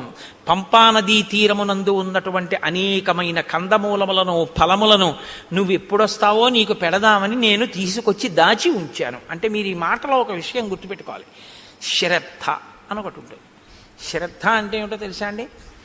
ఎప్పుడో అప్పుడు రాముడు వస్తాడని తీసుకొచ్చి 2 దానిమ్మ పళ్ళు వచ్చి చూద్దాం, ఇవాళ కూడా ఇన్నాళ్ళు రాలేదు, ఇవాళ వచ్చేసాడు ఎట్లే పోన్లే, దానిమ్మ పళ్ళు 2-3 రోజులు ఉంటాయిగా, కాబట్టి 2-3 రోజులు రాకపోతే అప్పుడు మళ్ళీ తీసుకొద్దామని పెట్టి కూర్చోవడం కాదు. ద్రాక్ష పళ్ళ గుత్తి నైవేద్యం పెట్టడానికి ద్రాక్ష పళ్ళ గుత్తి నుంచి ద్రాక్ష పళ్ళు విడతీసి కడిగి నైవేద్యం పెట్టడానికి చాలా తేడా ఉందిగా. ఉందా లేదా? మీకు గుత్తిస్తే తింటారా? విడదీసి కడిగి పట్టరా అంటారా? అనరా? ఈశ్వరుడు తినాలంటే గుత్తెలా నైవేద్యం పెడుతున్నావు? నీకు తినాలని కోరుకుంటే పూజలో అంతర్భాగం చక్కగా పళ్ళన్నీ విడదీసి నీళ్లతో కడిగి పళ్ళెంలో చక్కగా అందులో మెత్తబడిపోయిన పళ్ళు తీసేసి మిగిలిన పళ్ళు వెండి పళ్ళెంలో నీ వెండి పళ్ళెం కూడా కాదుగా, ఇచ్చారుగా పెద్ద పళ్ళెం, చక్కగా నైవేద్యం పెట్టమని అందులో చక్కగా విశాలంగా పెట్టి, రామా చక్కగా మెల్లగా అమ్మ, నా తల్లి సీతమ్మ, లక్ష్మణయ్య ఒక్కొక్క పండు తీసుకుని హాయిగా తినండి అని ఆ పళ్ళెం అక్కడ పెట్టి ప్రశాంతంగా నివేదన చెయ్యి. నువ్వు కడిగినందుకు పొంగిపోతాడు ఆయన. అది పూజ. ఓరి ఓరి ఓరి వీడు నేను తినాలని పళ్ళు కడుగుతున్నాడు సీత చూసావా అంటాడు. గుత్తి అక్కడ ఎట్టి నైవేద్యం పెట్టాడు. ఏమండి చూసారా, అందులో చప్పబడిపోయినవి, మెత్తపడిపోయినవి, కుళ్ళిపోయినవి అన్నీ పెట్టేస్తున్నాడు. ఎదురుగుండా కనపడుతున్నా సరే ధూళి. వీడు రామాయణం చెప్తాడు సాయంకాలం. చూసారా వీడి నైవేద్యం ఉంటుంది సీతమ్మ. నీ శ్రద్ధ నీ నీ నివేదన ఎందు తెలుస్తుంది. అందుకే పూజ అంటే ఎంతసేపు చేసావు కాదు, ఎలా చేశావన్నది ప్రధానం. నువ్వు నిజంగా అక్కడ ఉన్నాడని చేస్తున్నావా, నువ్వు చెయ్యాలి కాబట్టి చేస్తున్నావా, ఆయన పంపించాడు కాబట్టి పళ్ళు నైవేద్యం పెడుతున్నావా, పళ్ళు ఎలా పెట్టాలో అలా పెడుతున్నావా, అది నైవేద్యం అంటే. అది మనస్సు యందు భావన. ఓ 2 దానిమ్మ పళ్ళు ఇచ్చారు, ఓ గోటితో విప్పి చూసి, స్వామి ఎర్ర దానిమ్మ గింజలు నేను విప్పి పెడుదును, కానీ తల్లి సీతమ్మ చూస్తోంది, అన్ని ద్రాక్ష పళ్ళు నువ్వే కడిగేసి అరటిపండు తొక్కలు నువ్వే తీసేసి అన్నీ పెట్టేస్తే మా ఆయనకి నేను పెట్టుకోవద్దయ్యా ప్రేమతో, అవి నాకి నేను విప్పి పెట్టుకుంటాను ఎంత బాగున్నాయో అంటోంది. అమ్మకి ఇస్తాను, అమ్మ విప్పి పెడుతుంది, ఇదిగో అమ్మ చేతిలో పెడుతున్నాను, ఇవి మీరు గింజలు ఒలుచుకు తినండి, ఇవి మాత్రం అమ్మ గింజలు ఒలిచే వరకు ఇవి తింటుండండి రామా అని మీరు భావన చేసి సంతోషంగా ఓసారి పళ్ళెం అక్కడ పెట్టి ఓ 2-3 నిమిషాలు సంతోషపడిపోయి మీ ఎదురుగుండా సీతారామ లక్ష్మణులు హనుమ ఉన్నారనుకుని అప్పుడు మీరు నైవేద్యం పెట్టి, నా స్వామి తింటున్నాడు, ఆయన తింటున్నప్పుడు ఆ పళ్ళరసం కంఠంలోకి దిగుతుంటే సంతోషంగా ఆయన చూస్తున్నాడని మీరు భావన చేస్తే నన్ను నమ్మండది ప్రసాదమే, ఆయన తిన్న శేషమేది. అసలు ఆ భావన లేకపోతే మిమ్మల్ని నైవేద్యం పెట్టమని పంపించిన ఆయన యొక్క ద్రవ్యం వృధా తప్ప ఉపయోగమే ఉండదు. కాబట్టి నేను రోజూ పంపా సరోవరం నుంచి తెచ్చాను పళ్ళు, తెచ్చి అక్కడ పెట్టాను, రామా మీరు స్వీకరించండి, అక్కడ పెట్టింది. అంతేకాని కొరికి చూసింది, కొరికి చూసి పెట్టింది, ఇలాంటి పిచ్చి పిచ్చివన్నీ లేవు. ఆవిడ శుశ్రూష చేసింది గురువులకి, మతంగ మహర్షికి. ఆవిడికి తెలుసు ఎక్కడెలా ప్రవర్తించాలో. ఆవిడ శ్రద్ధ ఎక్కడా మీకు అర్థమవుతుందని నేను ఈ మాటలు చెప్పాను, నైవేద్యం పెట్టడం ద్రాక్షపళ్ళ గుత్తి గురించి. ఆవిడ అలా ప్రతిరోజు సేకరించి తీసుకొచ్చి అక్కడ పెట్టింది. ఏమో రాముడు వస్తాడేమో పెట్టుకోవాలి, ఎప్పటి పళ్ళప్పుడు. నేను చైతన్య కుసుమ ప్రియా అమ్మవారు. అందుకే అమ్మవారికి బంగారు తామరలతో బంగారం పూలు చేయించామని అంటారు. బంగారం పూలతో చేయిస్తే మీరు గుర్తుపెట్టుకోండి జాగ్రత్తగా, చాలామంది చేసేస్తారు కానీ దానికి ఒక కాడ ఉంటుంది. 2వ రోజు ఎవరో ఏం చేస్తాడు, ఇలా తీస్తాడు ఆ పూలు, అది గీసుకుని అమ్మవారి పాదానికి ఎర్రగా ఉన్న నా తల్లి పాదం మీద గీత పడి చిన్ని నెత్తుటి చుక్క పైకి చిందిందనుకోండి, మీరు 1,000,000 జన్మలెత్తినా మీ పాపం పోదు. ఎవడు చేయమన్నాడు ఆ పూలు? ఓ గడ్డి పువ్వు తెచ్చి అక్కడ పెట్టు చాలు. అందుకే ఆవిడ చెప్పింది చైతన్య కుసుమ ప్రియా, నేను చైతన్యం ఉన్న పువ్వుల్ని ఇష్టపడతాను అని చెప్పింది ఆవిడ. ఈ బంగారం పూలు వెండి పూలు తెచ్చేమని ఎవడో చెప్పలేదు, ఎవడో విర్రెక్కినవాడు మొదలెట్టాడు ఇవన్నీ. కాబట్టి అలాంటి పిచ్చి పనులు అనవసరం. చైతన్య కుసుమాలు ప్రకృతిలో వచ్చాయి, వాటితో చేస్తే చాలు. అందుకే ఏ ఋతు పుష్పములను ఆ ఋతువునందు పూజ చేస్తే ఈశ్వరుడు ప్రీతి చెందుతాడు. అసాధారణమైనవి తెచ్చే ప్రయత్నం చేయకూడదు. అక్కడ నీకు లభ్యమయ్యే వాటితో చేస్తేనే ఈశ్వరుడు సంతోషిస్తాడు ఎప్పుడు. శ్రద్ధ. కాబట్టి శబరి వాటినన్నింటినీ అక్కడ పెట్టింది. ఇహతే భావితాత్మానో గురవే మే మహావనే జుహావాంచక్రియే తీర్థం మంత్రవన్ మంత్రపూజితం. నాయన ఇదిగో మా గురువు గారి యొక్క గొప్పతనం ఏమిటో చూపిస్తాను రా, ఆశ్రమం చూపిస్తానని తీసుకెళ్ళి గురవోమే మహావనే, మా గురువుగారు ఈ అరణ్యంలోనే తిరిగారు, ఈ ఆశ్రమంలో. ఆయన ఒకానొకప్పుడు తన మంత్రశక్తితో గంగా నదిని ఆవాహన చేశారు. ఇదిగో ఇక్కడ ఆ తీర్థం ఇప్పటికీ ప్రవహిస్తోంది ఆశ్రమంలో, చూడు. ఇయం ప్రత్యక్షస్థలీవేది ఎత్ర తేమే మనస్కృతాః పుష్పోపహారం కుర్వంతి శ్రమదుద్వేషిభిః కరైః. చాలా బడలిపోయినటువంటి నీరసంతో ఉన్న శరీరంతో ఉపవాసములు చేసి చేసి ఉన్నటువంటి శరీరం కాబట్టి భగవంతుని యందు ధ్యానంలో ఒళ్ళు మరిచిపోయిన వారు కనుక లేచి పుష్పమాల ఇలా ఉనికిపోతున్న చేత్తో స్వామికి సమర్పించారు. ఇక్కడే ఆయన అగ్నికార్యం చేశారు. వాళ్ళు వెళ్ళిపోయి చాలా కాలమైంది. నువ్వు చిత్రకూట పర్వతం మీద ఉన్నప్పుడు వాళ్ళు దివ్య విమానాలు ఎక్కి వెళ్ళిపోయారు. రామ, ఇప్పటికీ వేదులు ఎలా ప్రకాశిస్తుంటాయో చూడు, దిశలన్నీ ప్రకాశిస్తాయి ఈ వేదుల వల్ల. వాళ్ళు చేసినటువంటి అగ్నికార్యం ఇప్పటికీ అంత తేజస్సుతో ఉంది. తేషాం తప ప్రభావేన పశ్యాద్యాపి రఘుత్వః ద్యోతయంతి దిశ సర్వాః శ్రియా వేద్యోతుల ప్రభా అశక్నువద్భిస్తైర్గంతుం ఉపవాస శ్రమాలసైః చింతితేభ్యగతాన్ పశ్య సహితాన్ సప్తసాగరాన్. చింతితేభ్యాగతాన్ పశ్య, ఎంత గొప్ప మాట అండి. ఆయనట అక్కడ కూర్చుని తపస్సు చేసి చేసి చేసి చేసి హోమం చేసి చేసి చేసి చేసి సాయంకాలం సంధ్యావందనం వేళవుతోంది. లేచి వెళ్ళాలి అనుకున్నారట. కానీ అశక్నుమధ్యస్థైర్గంతుం, లేచి వెళ్ళడానికి ఓపిక లేదు, ఇంకా నీరసంగా ఉంది శరీరం. ఎలా అనుకుని సప్త సాగరములారా ఇలా రండి స్నానం చేస్తానన్నారట. 7 సముద్రాలు వచ్చి ఇక్కడ ప్రవహించాయి. నా గురువుగారు ఇందులో స్నానం చేశారు రామా, చూడండి ఆవిడ. అంటే ఈ జాతి యందు ఋషుల యొక్క శక్తి ఏమిటో చూస్తున్నారు మహర్షి రామచంద్రమూర్తి. అద్యాపి నామశుష్యంతి ప్రదేశే రఘునందన, మా గురువుగారు శిష్యులు ఇక్కడే నారచీరలు ఒంటి మీద బట్టతో స్నానం చేయాలి, చేసి ఆ బట్ట పిండి ఆరేశారు. వారి శరీరమునకు తగిలిన కారణం చేత ఆ చీరలు ఆరలేదు. అది వాళ్ళ తపశ్శక్తి. దేవకార్యాన్ని కుర్వద్భిః యానీమాని కృతాని వైః పుష్పైః కువలయై సార్థం మ్లానత్వం నోపయాంతి వై. వాళ్ళు చేతులతో ముట్టుకుని ఇక్కడ దేవతలకి పుష్పాలు సమర్పించారు. ఆ పువ్వులు ఇన్ని సంవత్సరములైన వాడవు, అలాగే ఉన్నాయి చూడు. ఇది మా గురువుగారి గొప్పతనం. కాబట్టి రామా, నేను నీ గురించి ఎదురు చూస్తున్నాను, నీకు ఆతిథ్యం ఇమ్మని మా గురువుగారు చెప్పారు, దర్శనం చేసుకుని ఆతిథ్యం ఇచ్చి రమ్మన్నారు. ఇటుగా రాముడు వస్తాడు, ఆతిథ్యం ఇవ్వడానికి ఉండాలన్నారంటే రామచంద్రమూర్తి ఆగమనానికి ఎలా ఎదురు చూశారో చూడండి. నీకు నేను స్వాగతం నెరపాను కాబట్టి ఇక నేను ఊర్ధ్వలోకాలకి వెళ్ళిపోతాను. ఎంత తేలిగ్గా చెప్పేసిందో ఆవిడ వెళ్ళిపోతానని. అంటే రాముడు లక్ష్మణుడి వంక చూసి శరభంగాశ్రమంలో చూశారు ఈ శక్తి. ఒక ఆడది, తాపసి, సన్యాసి, ఆవిడ చెప్తోంది వెళ్ళిపోతానని. ఈ దేశంలో ఆడవాళ్ళు కూడా అంత తపశ్శక్తి సంపన్నులు. అనసూయని చూసాం, శబరిని చూస్తున్నాం. కాబట్టి ఇత్యుక్తా జటిలా వృద్ధ చీరకృష్ణాజినాంబర తస్మిన్ ముహూర్తే శబరి దేహం జీర్ణం జిహాసతి అనుజ్ఞాతాతు రామేణ హుత్వాత్మానం హుతాశనే జ్వలత్సావ సంకాశ స్వర్గమేవ జగామస దివ్యాభరణ సంయుక్త దివ్యమాల్యానులేపన దివ్యాంబరధరా తత్ర బభూవ ప్రియదర్శన విరాజయంతీ తం దేశం విద్యుత్ సౌదామినీ యథా యత్ర తే స్మృతాత్మానో విహరంతి మహర్షయః తత్పుణ్యం శబరీస్థానం జగామాత్మ సమాధిన. ఆవిడ కట్టుకున్నటువంటి నారచీర, ఆవిడ కట్టుకున్నటువంటి కృష్ణాజినాంబరం మొదలైనటువంటి వాటిని విడిచిపెట్టేసేసి ఆవిడ ఏవి కట్టుకుందో వాటితోటే అక్కడ అగ్నిహోత్రాన్ని రగల్చి అగ్నిహోత్రంలోకి ప్రవేశించింది. తన శరీరాన్ని కూడా అగ్నిహోత్రంలో వ్రేల్చింది. ఆ శరీరము అగ్నిహోత్రమునందు తప్తమైపోతూ ఉండగా మెరుపుతీగ ఎలా ఉంటుందో అటువంటి శరీరం కింద మారిపోయి దివ్యమైనటువంటి ఆభరణములు, దివ్యమైనటువంటి వస్త్రములు ధరించినదై ఈయన చూస్తుండగానే నమస్కారం చేస్తూ స్వర్గలోకానికి చేరిపోయి, ఇత పూర్వం ఆమె సేవించిన గురువులు ఎక్కడున్నారో, ఆ గురువుల శిష్యులు ఎక్కడున్నారో అక్కడికి ఈవిడ కూడా వెళ్ళిపోయింది. గురు సేవ ఎంత గొప్పదో నిరూపిస్తుంది శబరి వృత్తాంతం. గురువుగారిని సేవించినందుకు శబరి ఆ స్థితిని పొందింది రామాయణంలో. అందుకే రాముడికి అన్నిటికన్నా ఇష్టం గురుసేవ. కాబట్టి తత్పుణ్యం శబరీస్థానం జగామాత్మ సమాధిన.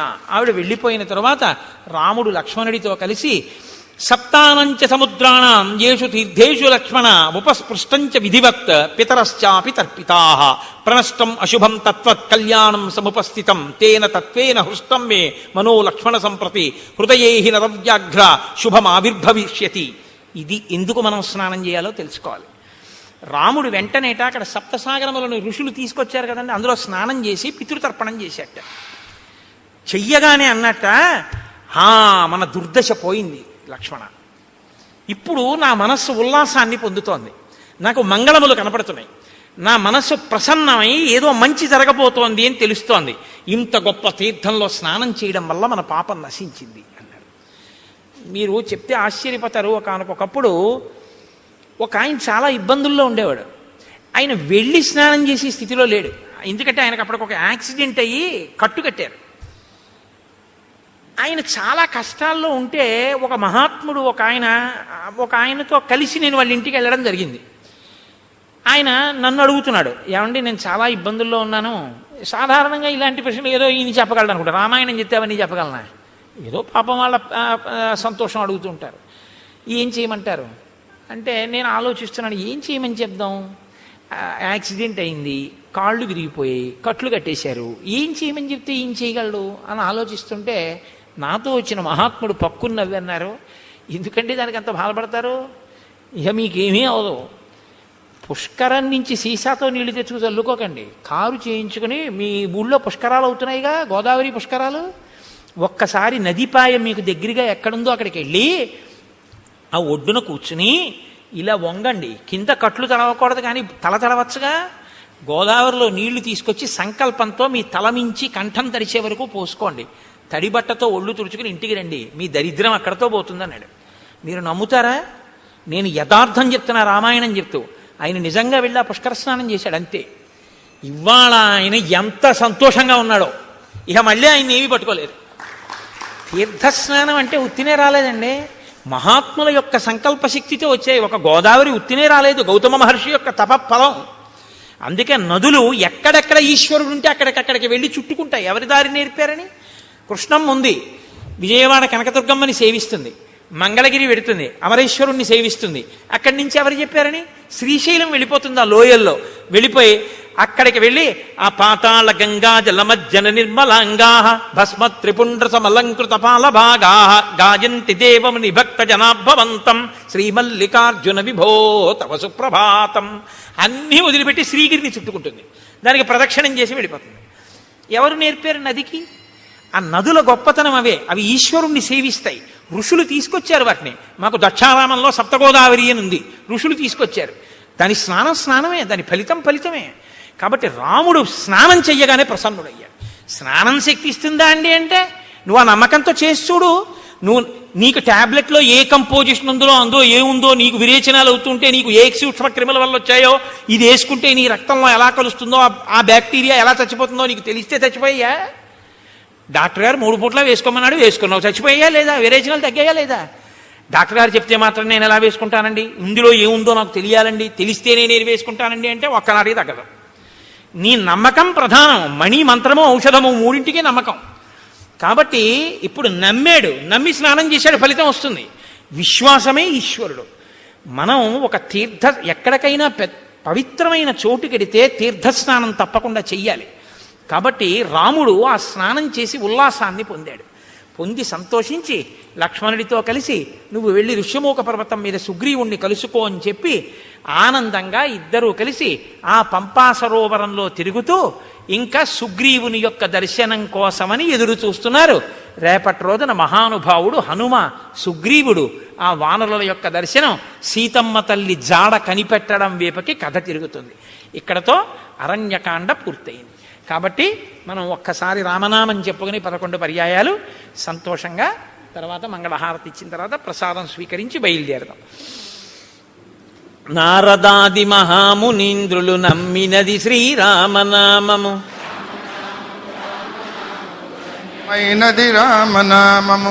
నీవు నేనను భేదమేమియు లేకయున్నది రామనామము. రామనామము రామనామము రమ్యమైనది రామనామము. గౌరికిది ఉపదేశ నామము, కమలజుడు జపించు నామము. రామనామము రామనామము రమ్యమైనది రామనామము. గోచరంబగు జగము లోపల గోప్యమైనది రామనామము. రామనామము రామనామము రమ్యమైనది రామనామము. వాదభేదాతీతమగు వైరాగ్యమే శ్రీరామనామము. రామనామము రామనామము రమ్యమైనది రామనామము. సకల జీవులలోన వెలిగే సాక్షిభూతము రామనామము. రామనామము రామనామము రమ్యమైనది రామనామము. శిష్ట జనముల దివ్య దృష్టికి స్పష్టమగు శ్రీరామనామము. రామనామము రామనామము రమ్యమైనది రామనామము. పాలు మీ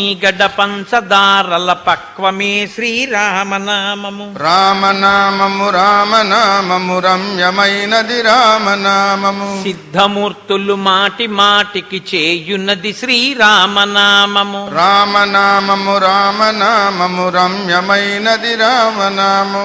చిత్తశాంతిని కలుగ చేసిడి చిత్స్వరూపము రామనామము. రామనామము రామనామము రామనామము రమ్యమైనది రామనామము జానకీ హృత్కమలమందున అలరుచున్నది రామనామము రామనామము రమ్యమైనది రామనామము అలకుచేలుని చేతి అటుకుల నారగించిన రామనామము రామనామము రమ్యమైనది రామనామము మంగళంబగు భక్తితో పాడిన శుభకరంబగు శ్రీరామనామము రామనామము రమ్యమైనది రామనామము మంగళాశాసనపరై మదాచార్య పురోగమై సర్వైశ్చ పూర్వైరాచార్యై సత్కృతాయాస్తు మంగళం మంగళం కోసలేంద్రాయ మహనీయ గుణాత్మనే చక్రవర్తి తనూజాయ సర్వభౌమాయ మంగళం ఉమాకాంతాయ కాంతాయ కామితార్థప్రదాయినే శ్రీగిరీశాయ దేవాయ మలినాథాయ మంగళం కరచరణకృతం వా కర్మవాక్కాయజం వా శ్రవణనైనజం వా మానసం వాపరాధం